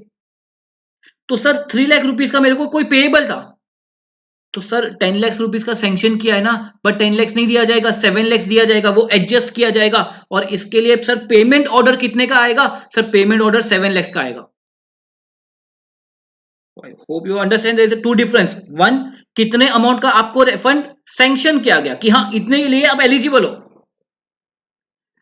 अगर आपकी कोई पेंडिंग लायबिलिटीज नहीं है तो हम जितना रिफंड सैंक्शन किया था उतने का पेमेंट ऑर्डर दे देंगे। बट अगर कुछ लायबिलिटी है जो हमें एडजस्ट करवानी है तो हम एडजस्ट करके बैलेंस अमाउंट पे करेंगे and therefore the payment order will differ. Sir ये सब कुछ कहां पे होगा, कहां पे होगा सर, पोर्टल पे होगा सर ऑब्वियसली। ठीक है, नेक्स्ट। सर अब मेरे को पैसे चाहिए 7 लाख, तो 7 लाख पैसे दो मेरे को, तो क्या उसको डिसबर्समेंट करना पड़ेगा? Yes sir. डिसबर्समेंट कहां पे किया जाता है? Disbursement is not done on the common portal. Common portal पे डिसबर्समेंट नहीं होता। कॉमन पोर्टल के लिए गवर्नमेंट की अलग सा एक पोर्टल चलता है which is PFMS, public financial management system. ये पोर्टल से वो लोग रिफंड देते हैं। और अब मेरे को बिकॉज पेमेंट ऑर्डर इश्यू कर दिया है, तो वो जो पेमेंट ऑर्डर है अब मुझे पीएफएमएस पोर्टल पे वो लोग को रिफंड देना है, तो they will issue a consolidated payment advice. Sir why consolidated? Let suppose मैंने सीजीएसटी और एक्सजीएसटी एक्स्ट्रा पे किया था, अब मेरे को रिफंड लेना है, तो सर मेरे को क्या सीजीएसटी और एसजीएसटी के लिए 2 रिफंड क्लेम फाइल करने पड़ेगी या एक ही कर सकता हूं? एक ही कर सकते हो सर। वो लोग जब डिसबर्स करेंगे तो 2 करेंगे ना, सीजीएसटी अलग करेंगे, एसजीएसटी अलग करेंगे। सर गवर्नमेंट तो डिफरेंट है। नहीं, वो लोग क्या करेंगे, अगर आपका केस एक सेंट्रल ऑफिसर डील कर रहा है तो पूरा अमाउंट सेंट्रल गवर्नमेंट आपको दे देगा, और जो एसजीएसटी से जो रिफंड है वो स्टेट गवर्नमेंट और सेंट्रल गवर्नमेंट के बीच में एडजस्ट हो जाएगा। सर अगर आपका केस एसजीएसटी ऑफिसर डील कर रहा है तो एसजीएसटी ऑफिसर आपको पूरा दे देगा, पूरा, और फिर वो सेंट्रल के साथ एडजस्ट कर लेगा। तो सर आपको कितने एंट्रीज आएंगे? एक ही एंट्री आएगा, consolidated. That is why consolidated payment advice. चलो ठीक है, प्रोसीजरल है अंडरस्टैंडिंग पर्सपेक्टिव के लिए, ठीक है, सब ठीक है। नेक्स्ट, पीएफएमएस में भी 2 ऑफिसर्स होते हैं, but that is not at our stage. ठीक है, अब स्टूडेंट लेवल तक इतना जरूरी नहीं है। ठीक है, नेक्स्ट। सर क्या फॉर्म में करना है मुझे? तो नेक्स्ट सर अपने को सॉरी, और क्या क्या पॉइंट्स अपने को माइंड में आएंगे? तो फर्स्ट, यस, कौन से फॉर्म में करना है, कौन फाइल करेगा, क्या मैक्सिमम अमाउंट ऑफ रिफंड है, सर मेरे को क्या टाइम लिमिट में फाइल करना है, और क्या डॉक्यूमेंट्स अटैच करने हैं। तो मैं आपको सिर्फ ब्रीफ बोल देता हूं। Which form? RFD1, time limit is 2 years from the relevant date, maximum amount of refund 894 या 895 का जो फॉर्मूला है वो, और 2 चीज को कंपेयर करेंगे और उसमें से जो लिस्ट है उतना रिफंड देंगे। नेक्स्ट सर, रिफंड करने के बाद वो लोग एक्नॉलेज करेंगे, तो एक्नॉलेजमेंट कितने दिन में होगा, क्या फॉर्म में होगा?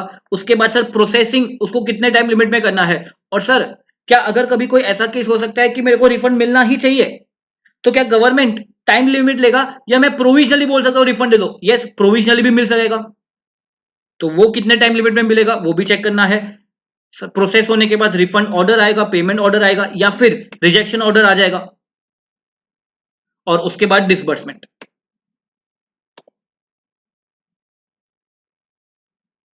तो मैं अब एक आपको ब्रीफ प्रोसीजर बोल रहा हूं गाइस, याद रहेगा तो बहुत अच्छा है गाइस। ठीक है, आपको ये चैप्टर थोड़ा प्रॉपरली समझेगा। चलो sir, I filed RFD1 within that 2 years of the relevant date. वो लोग एक्नोलेजमेंट कितने टाइम लिमिट में करेंगे? 15 days, 15 days में। तो अगर मैंने 1 जून को एप्लीकेशन की तो 16 जून तक वो लोग मेरे को एक्नॉलेजमेंट करेंगे इन RFD2।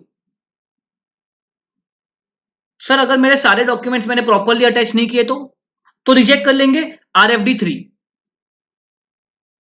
ठीक है सर, अगर कभी प्रोविजनल रिफंड का केस बना तो प्रोविजनल रिफंड कितने टाइम लिमिट में देंगे?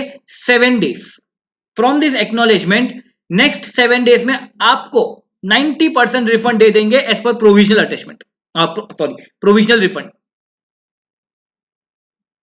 और उसके लिए जो फॉर्म है, the form is RFD4। Okay sir, उसके बाद मेरा प्रोसेसिंग होगा। प्रोसेसिंग होने के बाद मेरे को फाइनल रिफंड मिलेगा, आइदर रिफंड मिलेगा या रिजेक्ट होगा। तो ये कहां, कौन से फॉर्म में होगा? RFD6। और जो पेमेंट ऑर्डर होगा दैट इज RFD5। और सर क्या टाइम लिमिट में बैंक अकाउंट में मिल जाना चाहिए? That is 60 days.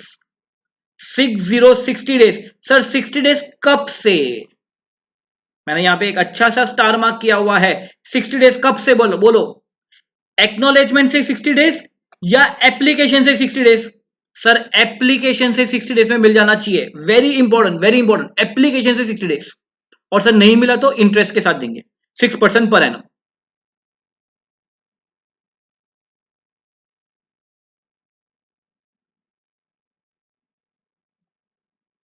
We filed an application on 1 October. अपने को एक्नॉलेजमेंट मिला 15 अक्टूबर को। रिफंड ग्रांट हो गया था 20 दिसंबर को, बट क्रेडिट हुआ 25 दिसंबर को। बोलो कोई इंटरेस्ट मिलेगा? अब मेरे को इंटरेस्ट कितने टाइम लिमिट में मिलना चाहिए? 60 days. 60 days from 1 October.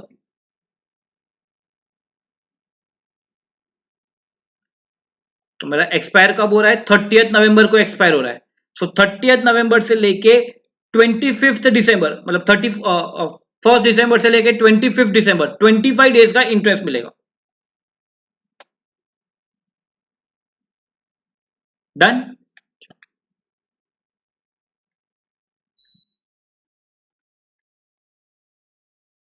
Sir मैंने RFD1 फाइल किया। Okay, RFD1 is a general form. Generally अगर मेरे कोई भी रिफंड के केसेस बनते हैं तो मेरे को कौन सा फॉर्म फाइल करना है? RFD1 sir. बट कुछ केसेस के लिए डिफरेंट होगा। कौन कौन से केसेस के लिए? सर अगर मैंने कोई गुड्स को एक्सपोर्ट कर दिया और सर एक्सपोर्ट किया, IGST पे किया, तो इसका रिफंड सर आपने बोला था कस्टम्स में मिलता है। तो सर इसके लिए मैंने शिपिंग बिल फाइल किया रहेगा। तो वो जो शिपिंग बिल फाइल किया that will be the refund claim. और यहां पे रिफंड कस्टम्स वाला देगा। डन। सर ई कैश लेजर से रिफंड चाहिए सर, तो इसके लिए क्या मैं अलग कोई एप्लीकेशन फाइल करूं? नहीं ना यार, मैं 3B तो फाइल करता ही हूं। 3B में सर हम एक पॉइंट डाल देंगे कि assessee wants to claim refund of cash ledger, तो हम रिफंड दे देंगे। तो रिटर्न में ही मेंशन कर दो, बात खत्म। सर मैंने इतने 3B फाइल किए, मेरे प्रिंसिपल ने मेरे पास से इतने 3B फाइल करवाया, मैंने तो कभी ऐसा नहीं देखा। तो क्या है ना बेटा, लॉ के बेसिस पे, एज पर द लॉ, वो लोग बोलते इसका रिफंड आप रिटर्न के थ्रू ले सकते हो। बट 3B में ये डाला ही नहीं था। लॉ बोल रहा है पोर्टल अलाउ नहीं कर रहा है। लॉ बोल रहा है पोर्टल अलाउ नहीं कर रहा है। This is GST, goods and service tax, goods and simple tax. So simple. तो अब क्या हो गया बेटा? अभी रिटर्न, अभी पोर्टल नहीं दे रहा है तो क्या किया जाएगा? तो CBIC ने बोला टेंशन ना लो, आपको अगर रिफंड चाहिए तो हम एक फॉर्म दे देते हैं RFD1A। RFD1A में मेंशन कर दो कि मेरे को कैश लेजर का बैलेंस रिफंड चाहिए, हम दे देंगे। हम आप पे इन्वेस्टिगेट नहीं करेंगे, जो है वो दे देंगे आपको। चलो, और ये तो लॉजिकल बात है। सर आपको जो ई कैश लेजर में रिफंड चाहिए, कहने से ई कैश लेजर में अभी जो बैलेंस दिखता रहेगा, यस। और सर मैं रिफंड अगर क्लेम कर रहा हूं उसका, तो वहां से मेरे को डेबिट करना पड़ेगा। ई कैश लेजर से आई हैव टू डेबिट, तो ही वो मेरे बैंक अकाउंट में देंगे। Yes, logical sir. Next sir, casual taxable person, non resident taxable person, इसको रिफंड। सर ये लोग बंदे ऐसे थे जो एडवांस में टैक्स पे करते थे। यस, हम इसको बोलते थे एडवांस में टैक्स पे करो, और अगर इसकी फ्यूचर लायबिलिटी इतनी नहीं है तो बेटा वो सिर पकड़ेगा। यस, उसके एग्जीबिशन में सेल्स नहीं हुए और वो एडवांस में टैक्स पे करके बैठा है, तो वो गवर्नमेंट को बोलेगा कि मेरी एक्चुअल लायबिलिटी वो बहुत कम है, मैंने एडवांस टैक्स बहुत ज्यादा पे किया है, इसका रिफंड दे दो। तो गवर्नमेंट बोलेगा एक काम कर, तेरा जो लास्ट रिटर्न रहेगा, लास्ट रिटर्न उसमें तू क्लेम कर दे।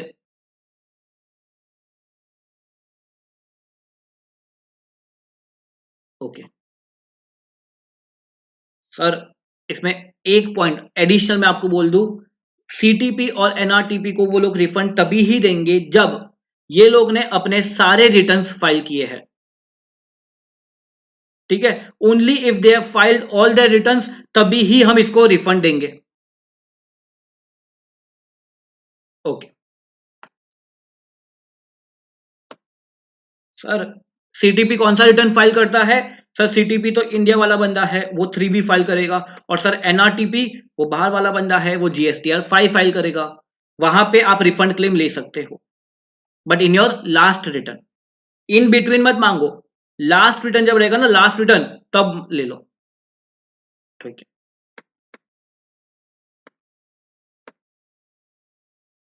सर, रिफंड की क्लेम कौन फाइल करेगा? जो बंदे ने टैक्स बेयर किया है।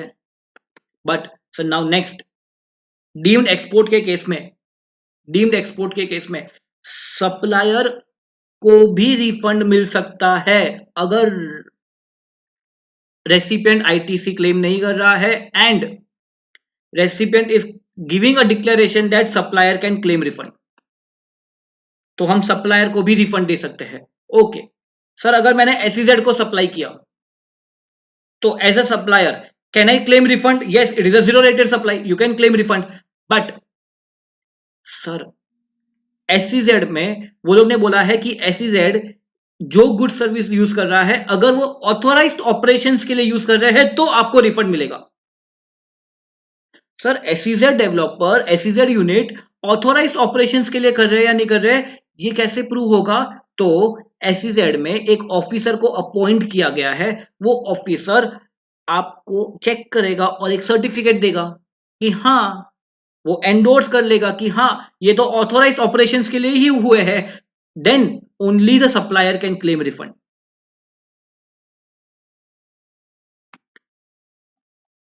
So only if goods have been used for authorized operations as endorsed by the officer of SEZ। तो बेटा ये तो एक डॉक्यूमेंटेशन का पॉइंट भी हो गया कि जब मैं SEZ को सप्लाई कर रहा हूं और मैं रिफंड मांग रहा हूं तो गवर्नमेंट मुझे रिफंड कब देगा? जब वो ऑथोराइज्ड जो ऑफिसर होगा ना, वो ऑथोराइज्ड ऑपरेशंस के लिए हुआ है उसका सर्टिफिकेट देगा, ओनली देन रिफंड मिलेगा। Not only that, along with it मेरे को एक डिक्लेरेशन भी लेना पड़ेगा। क्या डिक्लेरेशन? कि मैंने एसईजेड यूनिट और एसईजेड डेवलपर से टैक्स कलेक्ट नहीं किया है। मतलब सर अनजस्ट एनरिचमेंट मैं नहीं कर रहा हूं, उसका मेरे को एक डिक्लेरेशन लेना पड़ेगा। Okay next, whether the benefit of zero rated supply can be allowed to all procurement by SEZ developer or SEZ unit such as event management service, hotel accommodation service etc। Yes, अगर वो authorise operations के लिए हुआ है तो आपको zero rated supply का benefit मिलेगा, कोई दिक्कत नहीं है। अगर वो ब्लॉक क्रेडिट्स में नहीं है, अगर ऑथोराइज ऑपरेशंस के लिए हो रहा है तो मिल जाएगा।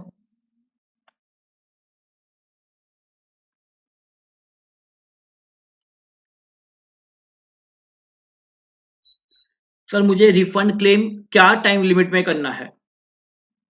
2 years from the relevant date. Sir what is relevant date? Different perspective, different cases के लिए डिफरेंट होगा। जैसे सर हमने गुड्स के लिए किया था, गुड्स 3 तरीके से हो सकते हैं sir, sea air, sea land, sorry sea airway, land route या बाई पोस्टल। सर अगर सी एयर से है तो जब ये वेसल या एयरक्राफ्ट इंडिया छोड़ के जा रहा है तब हम रिफंड बोलेंगे 2 साल। लैंड से हो रहा है तो जब कस्टम फ्रंटियर क्रॉस किया तब। सर अगर पोस्टल से हो रहा है तो पोस्टल डिपार्टमेंट ने सब डिस्पैच किया ना, तब से देखना है। ठीक है सर, सर्विसेज के लिए, सर सर्विसेज के लिए अगर मैंने सर्विस दे दी है, पेमेंट पेंडिंग है तो पेमेंट मिलेगा तब। सर अगर एडवांस मिल गया, सर्विस देना पेंडिंग है, तो जब इनवॉइस रेज करोगे तब से 2 साल। Clear clear clear, quick quick quick, done. Yes. Next sir, deemed export का केस है। सर डीम्ड एक्सपोर्ट मैंने मैंने लेट सपोज सर 10 जून को किया, 15 जून को किया, 20 जून को किया, 25 जून को किया, तो सर क्या मैं जब जब डीम्ड एक्सपोर्ट करूं तब तब एप्लीकेशन करूं? नहीं। आप क्या डीम्ड एक्सपोर्ट को आपके जीएसटीआर रिटर्न्स में दिखाते रहोगे? यस सर, रिटर्न्स में दिखाते रहेंगे, तो तब जब अपने रिटर्न में दिखाया ना, तब से 2 साल। So simple. सर अपील का ऑर्डर है यार, तो अपील का ऑर्डर जब आया तब से 2 साल में कर दो, खत्म। सर इन्वर्टेड ड्यूटी स्ट्रक्चर है, तो inverted duty structure similar to deemed export. मैं तो 1 जून को परचेस करूंगा, 2 जून, 3 जून, मैं तो एवरीडे बेसिस पे परचेस करता हूं, जो इन्वर्टेड टैक्स स्ट्रक्चर का केस है। तो क्या सर एवरीडे के बेसिस पे रिफंड क्लेम? No no. क्या वो मंथ का आप 3B फाइल करते रहोगे? यस। तो वो जो 3B की ड्यू डेट है, 3B की जो ड्यू डेट है, वहां से 2 साल। Logical, done. नेक्स्ट सब प्रोविजनल पेमेंट, तो ऑब्वियसली जब मेरा फाइनल असेसमेंट ऑर्डर आएगा तब से मेरे को 2 साल देखना है। सर अगर कोई और पर्सन है अदर देन सप्लायर जिसको हम रिफंड दे रहे हैं, तो उसको जब रिसीव हुआ रहेगा ना तब से देखना है। And sir in any other case, for example sir SEZ को सप्लाई किया और आईजीएसटी पे किया, इन दैट केस आपने जब पे किया तब से 2 साल देखना है।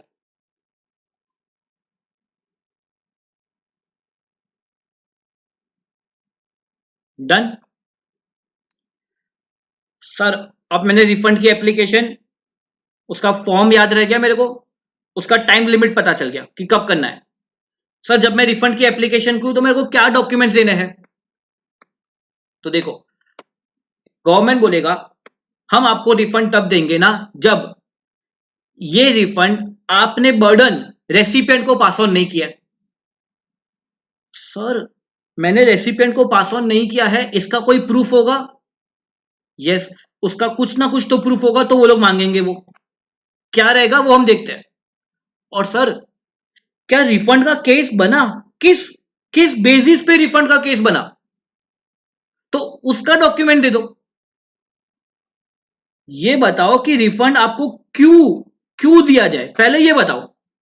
और इसके साथ ये बताओ कि हम आपको रिफंड क्यों दें।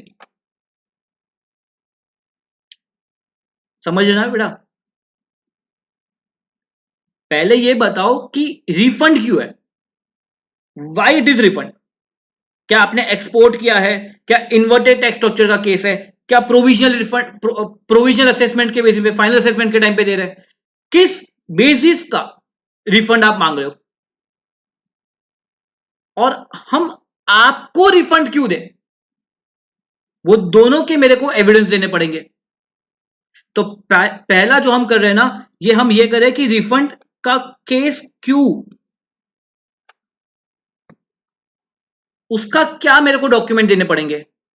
तो सर बहुत सिंपल, बहुत सिंपल। अगर अपील के वजह से दिया तो अपील का ऑर्डर दे दो, तो ऑफिसर देखेगा हाँ अपील को ऑर्डर है, इसको रिफंड मिलना चाहिए, दे देंगे। सर मैंने आईजीएसटी पे किया, शिपिंग बिल, ये दे दो। सर सॉरी, वो तो कस्टम्स में करना है। मैंने आईटीसी का रिफंड चाहिए, अनयूटिलाइज आईटीसी का, मैंने एक्सपोर्ट किया है, तो उसका शिपिंग बिल जो रहेगा वो दे दो।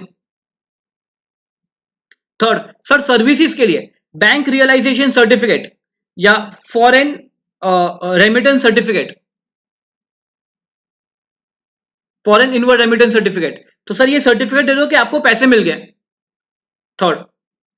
फोर्थ सर एसईजेड, देखो एसईजेड गाइस, मैंने एसईजेड को जो सप्लाई किया है उसकी इनवॉइस में दूंगा, प्लस एसईजेड ऑफिसर का जो एंडोर्समेंट रहेगा वो रहेगा, प्लस मैं उनसे एक डिक्लेरेशन लूंगा कि मैं आपसे कोई टैक्स कलेक्ट नहीं कर रहा हूं।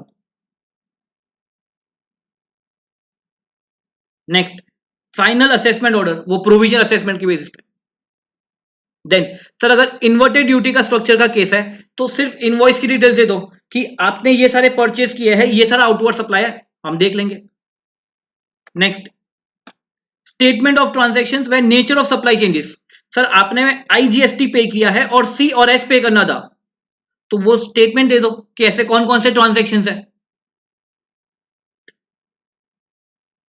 तो all these are nothing but this is deemed export, मैंने ईओयू को सप्लाई किया तो उसकी डिटेल्स दे दो। तो ये सिर्फ ये डिटेल्स है, ये डॉक्यूमेंट्स प्रूव करेंगे कि मेरे को कि रिफंड का केस बनेगा।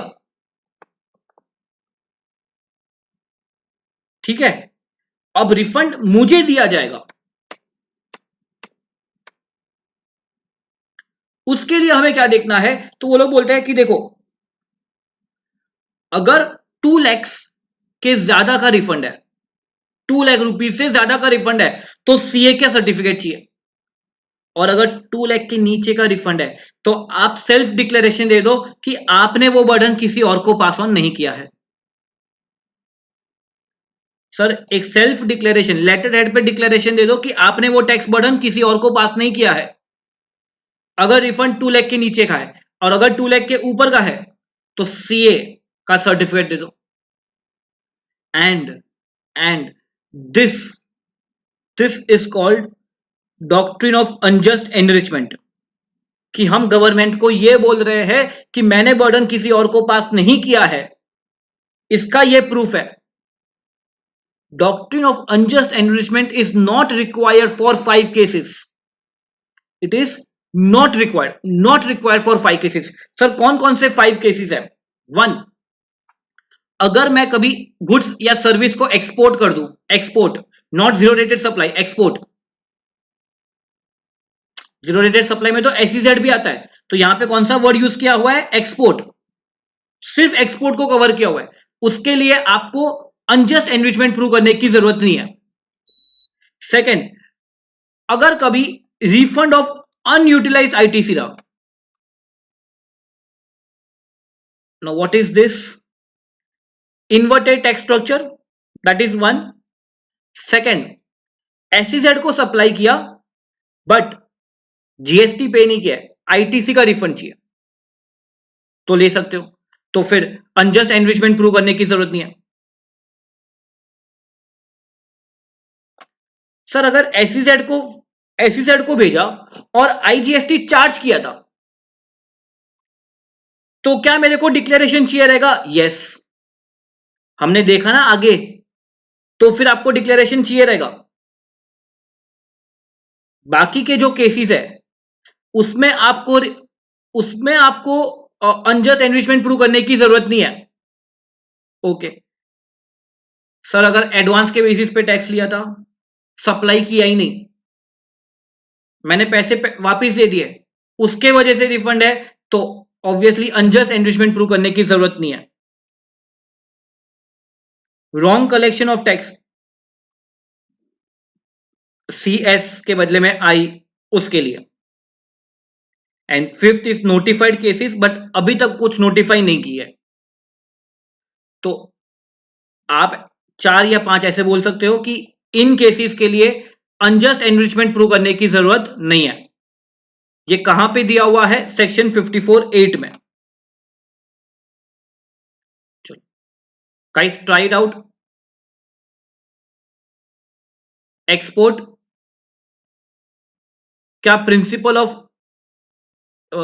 Doctrine of unjust enrichment is required? Export के केस में जरूरत नहीं है सर। एक्सपोर्ट किया विदाउट पेमेंट आईजीएसटी, तो वो आईटीसी का रिफंड ले रहा है। Sir no required, not required unjust enrichment. Sir SEZ को सप्लाई किया विदाउट पेमेंट आईजीएसटी, तो वो आईटीसी का रिफंड ले रहा है, तो क्या अनजस्ट एनरिचमेंट प्रूव करने की जरूरत है? नहीं। सर एसईजेड को सप्लाई किया पेइंग आईजीएसटी, पेइंग, और उसको इसका रिफंड चाहिए, तो क्या अनजस्ट एनरिचमेंट लेना पड़ेगा? Yes. Remember this point. Next,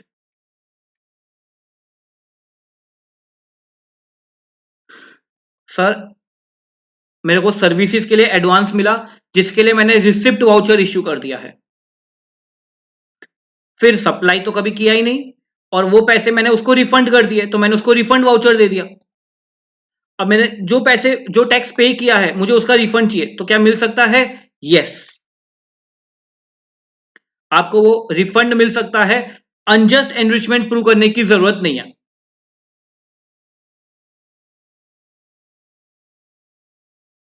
तो मैं RFD 1 फाइल कर दूंगा और बोल दूंगा कि एक्सेस पेमेंट ऑफ टैक्स हो गया, उसका मुझे रिफंड दे दो।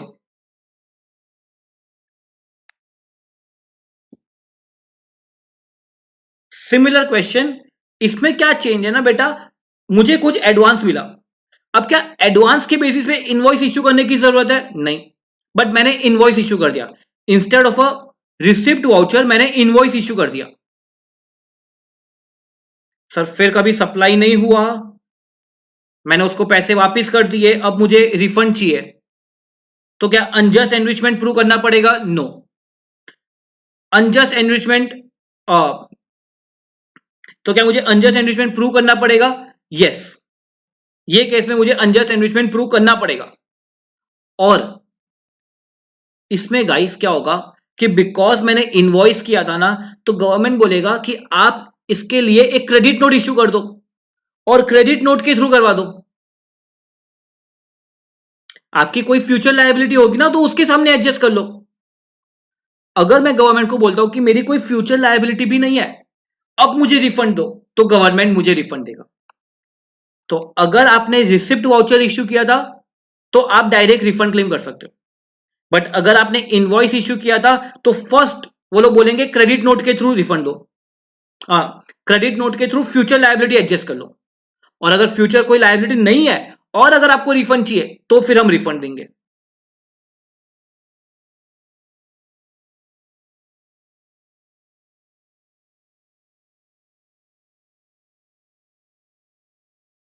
आई hope we are clear guys. Next,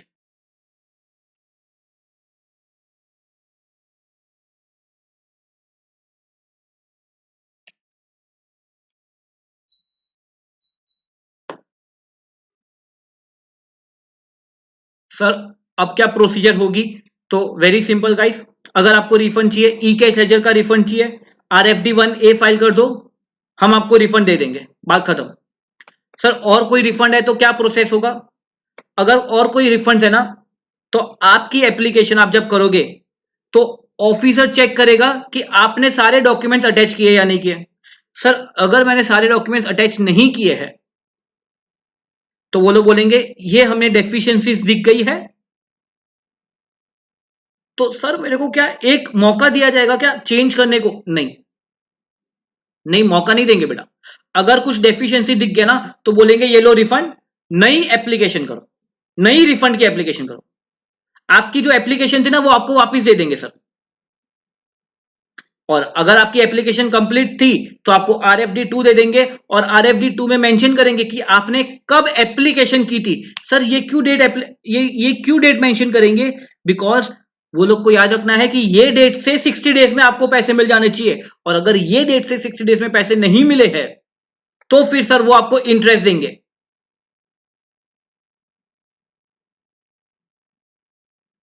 और सर अगर कोई डेफिशिएंसी दिख गया, तो बात खत्म, RFD 3 डेफिशिएंसी मेमो, फिर आप एक नई एप्लीकेशन करो सर।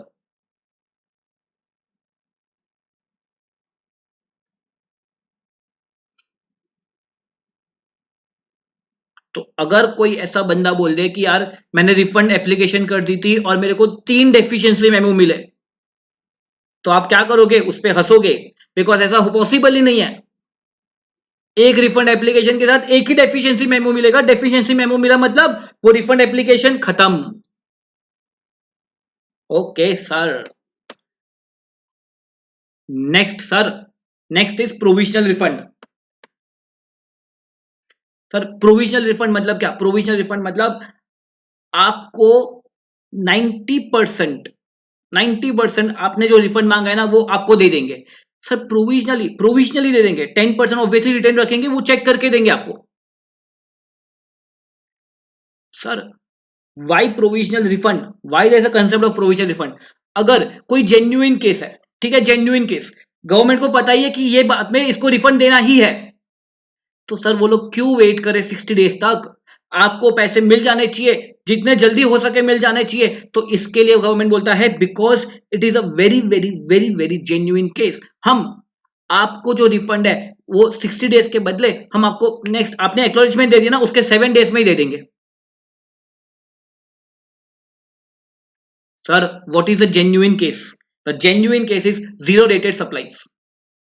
बेटा अगर आपने एक्सपोर्ट किया है, अगर आपने एसईजेड को भेजा है, तो फिर आपका जो आईटीसी का बैलेंस है उसका तो आपको रिफंड मिल जाना चाहिए। तो दे विल नॉट वेट, 90% आपको दे देंगे।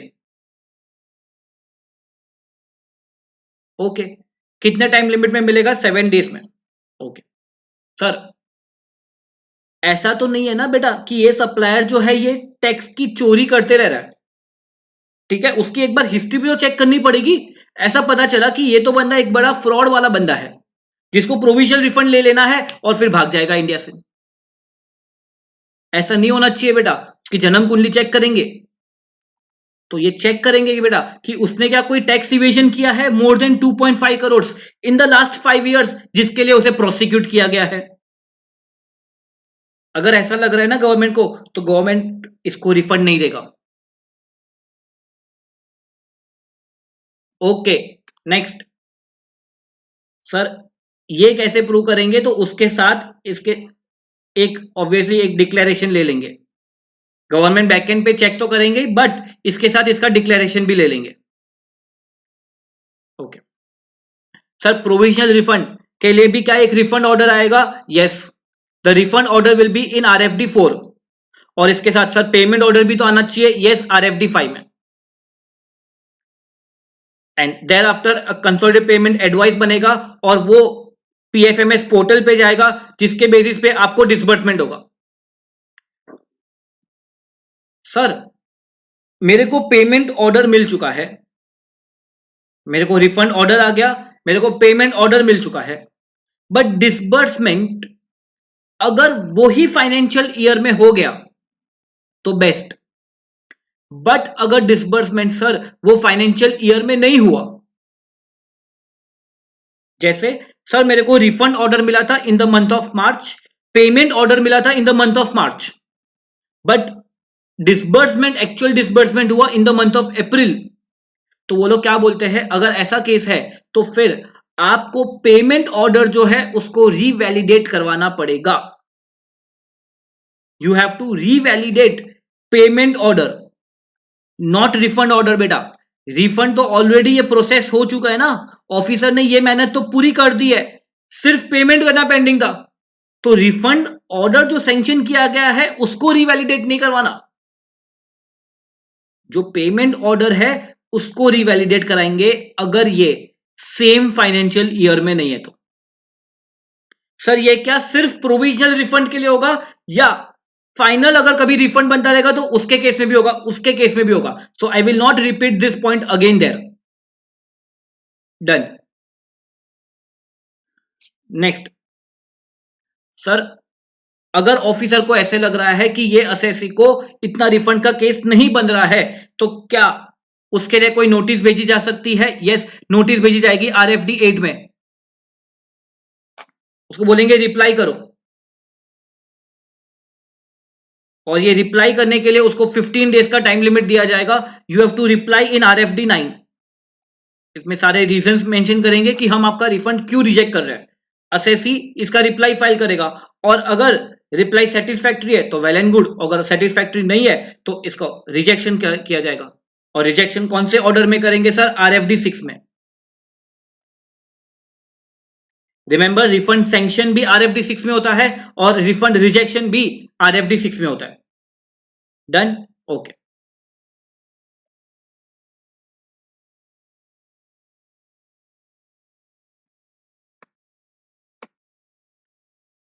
Sir XYZ has applied for a refund of ₹100 on account of zero rated supply, और जीरो रेटेड सप्लाई है तो क्या इसको प्रोविजनल रिफंड दिया जाएगा? यस, 90%। तो ऑफिसर ने प्राइमा फेसी ₹90 प्रोविजनल रिफंड दे दिया, और ऑब्वियसली वो 7 दिन में देना है तो उसके बैंक अकाउंट में भी चला गया। फिर पता चला कि उसको सिर्फ ₹70 का रिफंड देना चाहिए था। तो सर इसके लिए कैसे करेंगे? तो क्या ये ₹30 के लिए रिफंड हम उसको नहीं देंगे? यस सर, वो 100 का मांग रहा है बट सिर्फ 70 का ही मिलना चाहिए, तो 30 का नहीं मिलना चाहिए, तो क्या उसके लिए RFD 8 इश्यू करवा देंगे? यस। और सर प्रोविजनली मैंने उसको ऑलरेडी कितना दे दिया है? ₹90, बट कितना मिलना चाहिए उसको? 70। तो सर ये जो ₹20 एक्सेस पे किया है, क्या वो रिकवर किया जाएगा? यस। और सर वो रिकवर कैसे करेंगे? By way of a show cause notice 73, 74।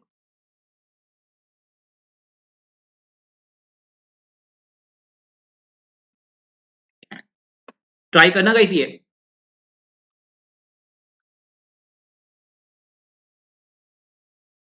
वो रिफंड क्लेम के लिए गया ₹100, बट ओनली 80 इज सैंक्शन।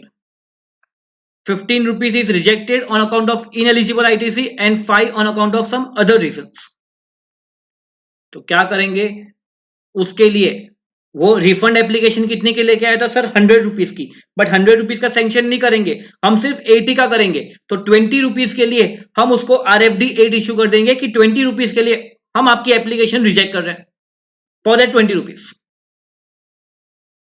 और ये जो इनएलिजिबल ITC है जो आप लेके रखे हो, उसको हम रिकवर करने की ट्राई करेंगे।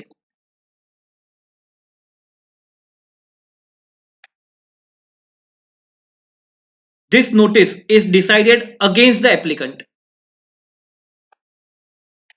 तो फाइनल ये जो ₹15 है, जो इनएलिजिबल ITC है, जो ये असेसी लेके बैठा है, उसको हम रिकवर करेंगे।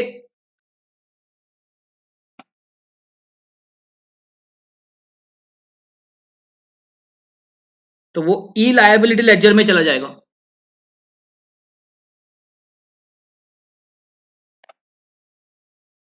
और सर जब उसने रिफंड की एप्लीकेशन की रहेगी, तो क्या उसने ई क्रेडिट लेजर को डेबिट किया रहेगा? यस। तो सर उसने रिफंड की एप्लीकेशन कितने की थी? ₹100 की। तो उसने ई क्रेडिट लेजर को कितना डेबिट किया रहेगा? 100। बट सर कितना बनना चाहिए? 80। तो 20 क्या हम रिक्रेडिट कर देंगे उसको? यस। तो 20 will be recredited provided he is not filing an appeal. Okay.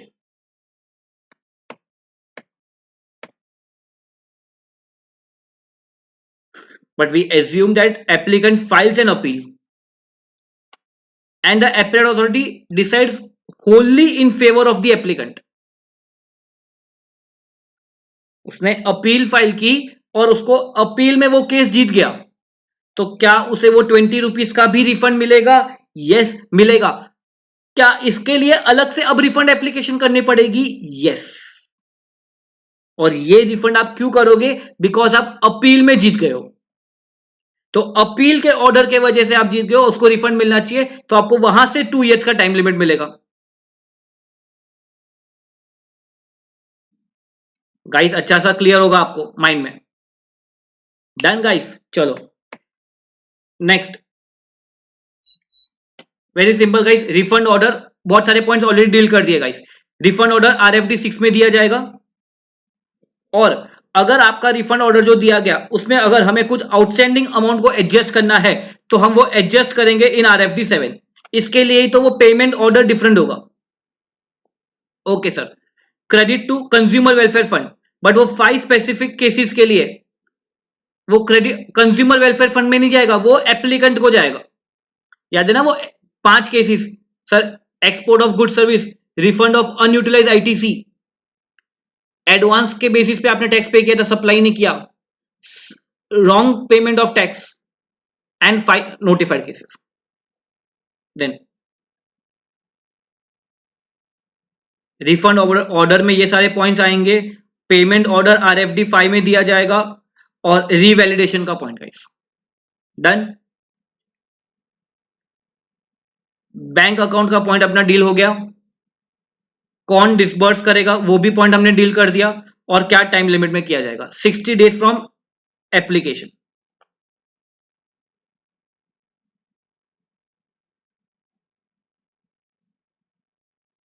Look at this case guys.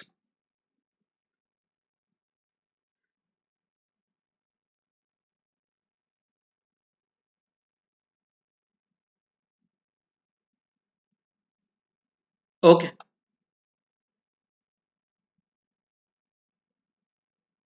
Look at this case guys. We have two inputs, और मेरा जो टोटल आईटीसी है वो मेरे पास 72,000 प्लस 3,60,000 का है, और मेरा जो आउटवर्ड सप्लाई है वो 10 लाख रुपीज का है, और मेरा आउटवर्ड लायबिलिटी 1,80,000 है। सर मैं 1,80,000 को पे करने के लिए सर मेरे पास अच्छा खासा आईटीसी का बैलेंस है, तो टेक्निकली क्या होना चाहिए, what should have happened, 180 outward liability less 180, तो नेट कैश बैलेंस से कुछ भी पे नहीं करना। बट सर एक्चुअल में क्या हुआ पता है, मैंने क्या देखा, मैंने देखा सर मेरे पास आईटीसी इतना सारा है, मैं क्या करूं ये आईटीसी का यार। तो मैंने क्या सोचा, एक काम करता हूं ना, मैं गवर्नमेंट को बोलता हूं ये लो एक्सेस टैक्स, ये लो ये लो ये लो 2,80,000, और मैं बोलूंगा 2,80,000 मैं पे कैसे करूंगा, सर मेरे पास तो आईटीसी है उसमें से मैंने पे कर दिया, तो कैश बैंक से मैंने कुछ पे नहीं किया। फिर मैंने गवर्नमेंट को बोला यार मैंने 1,00,000 रुपीज को ज्यादा दे दिया, मेरे को रिफंड दे दो, और चेक कर लो मैंने 1,00,000 ज्यादा दे दिया है। और मेरे को वो जो रिफंड देंगे, तो वो लोग रिफंड कैसे देते थे सर, कैश बैंक में देते थे। तो सर क्या मैंने आईटीसी का बैलेंस कैश बैंक में कन्वर्ट कर लिया, yes, simple way of converting it. तो अब गवर्नमेंट भी स्मार्ट हो गई है, गवर्नमेंट बोला हाँ हमने ये केसेस को देखा है ऐसे, तो वो लोग बोलते हैं कि आपने ओरिजिनली कैसे पे किया था, आईटीसी से, तो हम रिफंड भी आईटीसी में ही देंगे, मतलब ई क्रेडिट लेजर में ही देंगे। जो प्रपोर्शन में आपने ओरिजिनली पे किया था ना, वो प्रपोर्शन में हम आपको रिफंड देंगे।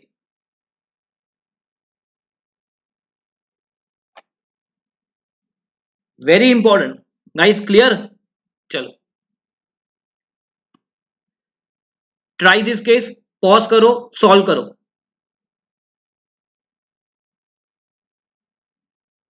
डन।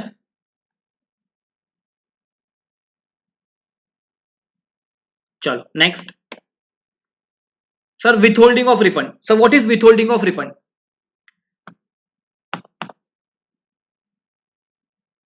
सर अगर एक सप्लायर है और ये सप्लायर ने आइदर जीरो रेटेड सप्लाई किया है विदाउट पेमेंट ऑफ आईजीएसटी, मतलब वो आईटीसी का रिफंड ले रहा है, या इन्वर्टेड टैक्स स्ट्रक्चर का केस है, ये सप्लायर ने जो जीएसटी रिटर्न है उसको डिफॉल्ट किया हुआ है, या फिर कुछ ऐसा केस बन रहा है कि गवर्नमेंट को ऐसे लग रहा है कि ये बंदे को और कोई लायबिलिटी आएगी, he will be required to pay some tax interest penalty.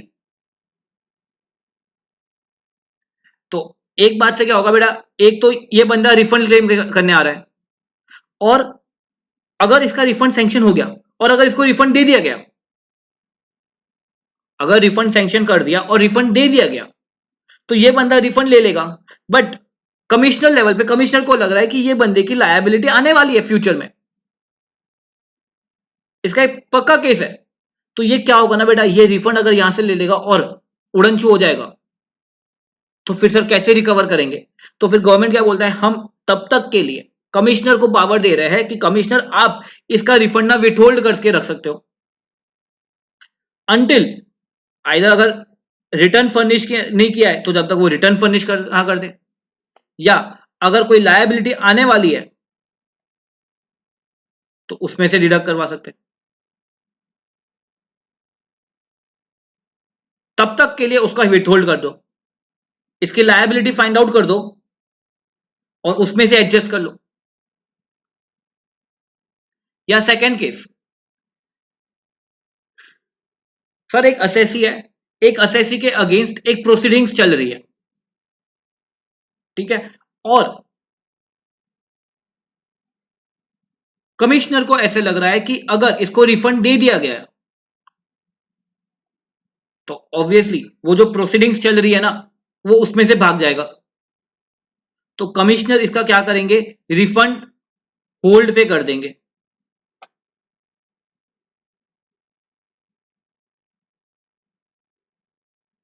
ठीक है, यहां पे एनी रिफंड का केस आएगा गाइस, कोई भी रिफंड हो सकता है, कोई भी केस हो सकता है। और इसके पहले के जो हमने डील किया वो सिर्फ मेरा आईटीसी का जो बैलेंस है उसकी रिफंड की हम बात कर रहे थे।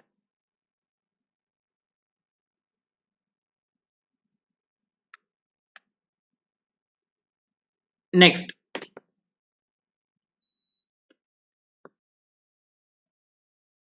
सर मैंने गुड्स एक्सपोर्ट किया है, मैंने सर्विस एक्सपोर्ट किया है, और सॉरी, मैंने सर गुड्स एक्सपोर्ट किया है, मैंने आईजीएसटी पे किया रहेगा या मुझे आईटीसी का बैलेंस चाहिए रहेगा?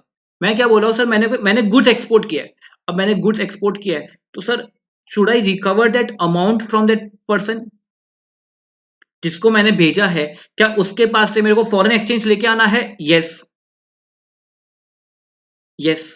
अब ये जो प्रोविजन है रूल 1989, सॉरी रूल 96 बी, ये रूल ये बोलता है कि आपको जो फॉरेन एक्सचेंज मैनेजमेंट एक्ट है,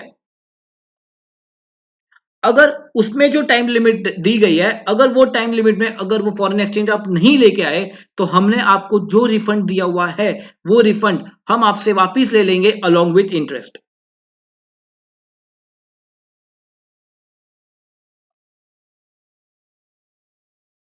sir you have to bring that foreign exchange within the time limit allowed under FEMA. Sir इसके कुछ एक्सेप्शंस है, यस। अगर कभी आरबीआई राइट ऑफ कर देती है आपके केस को कि चलो ये पर्सन नहीं लेके आएगा तो चलेगा, अगर आरबीआई मना कर देती है, अगर आरबीआई राइट ऑफ कर देती है तो हम इसको अलाउ करेंगे।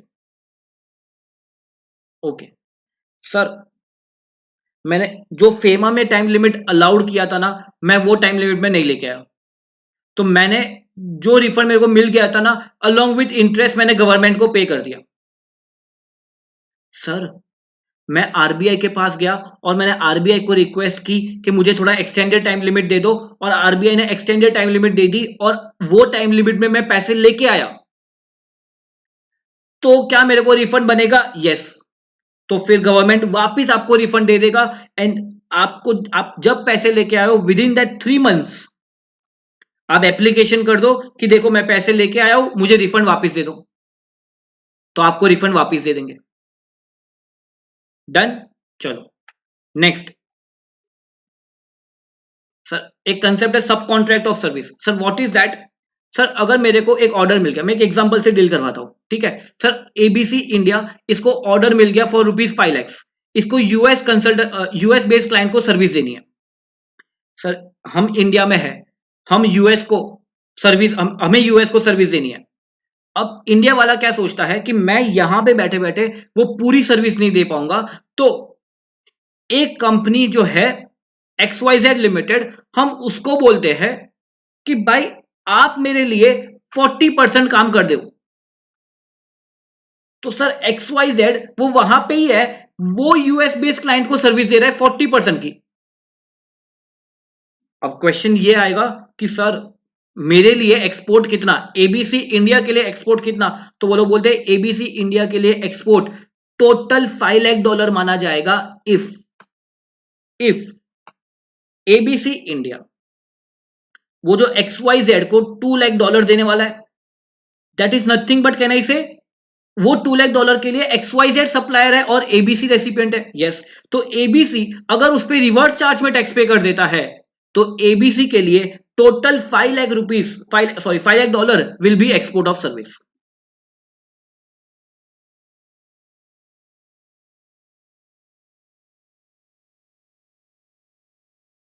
Clear with this guys?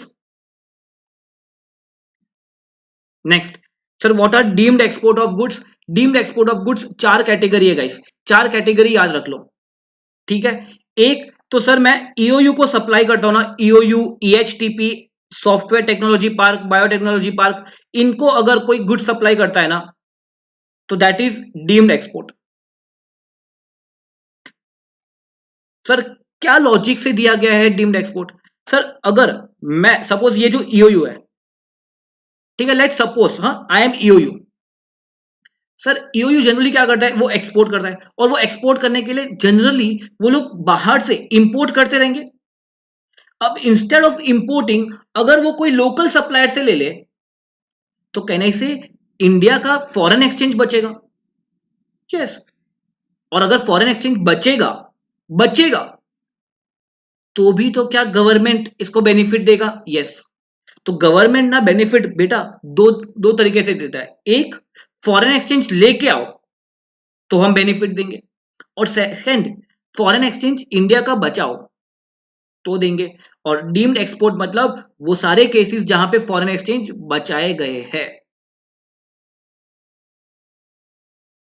Sir foreign trade policy में there is a concept of advance authorisation. Sir what is advance authorisation? अगर मेरे को फ्यूचर में कोई एक्सपोर्ट करना है, if I have to some export, मेरे पास एक्सपोर्ट का ऑर्डर है, तो मैं गवर्नमेंट को बोलूंगा कि मैं जो इंपोर्ट करके लेके आऊं ना, उस पे इंपोर्ट ड्यूटी मेरे को कम पे करनी पड़े, मतलब ना पे करनी पड़े, उसके लिए आप मुझे ड्यूटी क्रेडिट स्क्रिप्ट दे दो।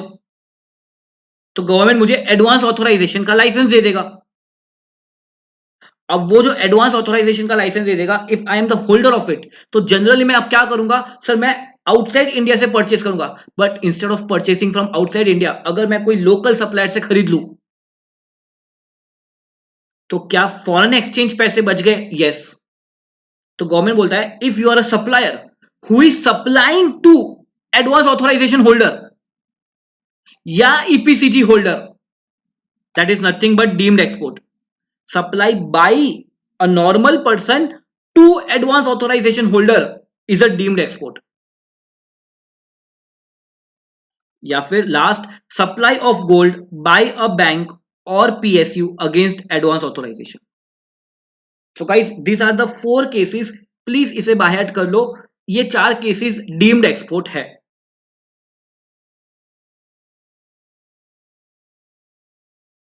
Guys are we clear till here? This completes guys refund chapter.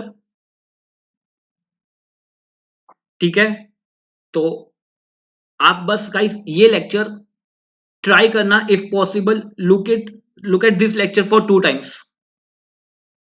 ठीक है, अच्छे से देखो, और फिर आप बुक में से जो सारे क्वेश्चन है सारे क्वेश्चंस कर लो। इसके अलावा और कोई क्वेश्चन नहीं आएगा बेटा। चलो, thank you guys, hope you enjoyed the lecture. Bye.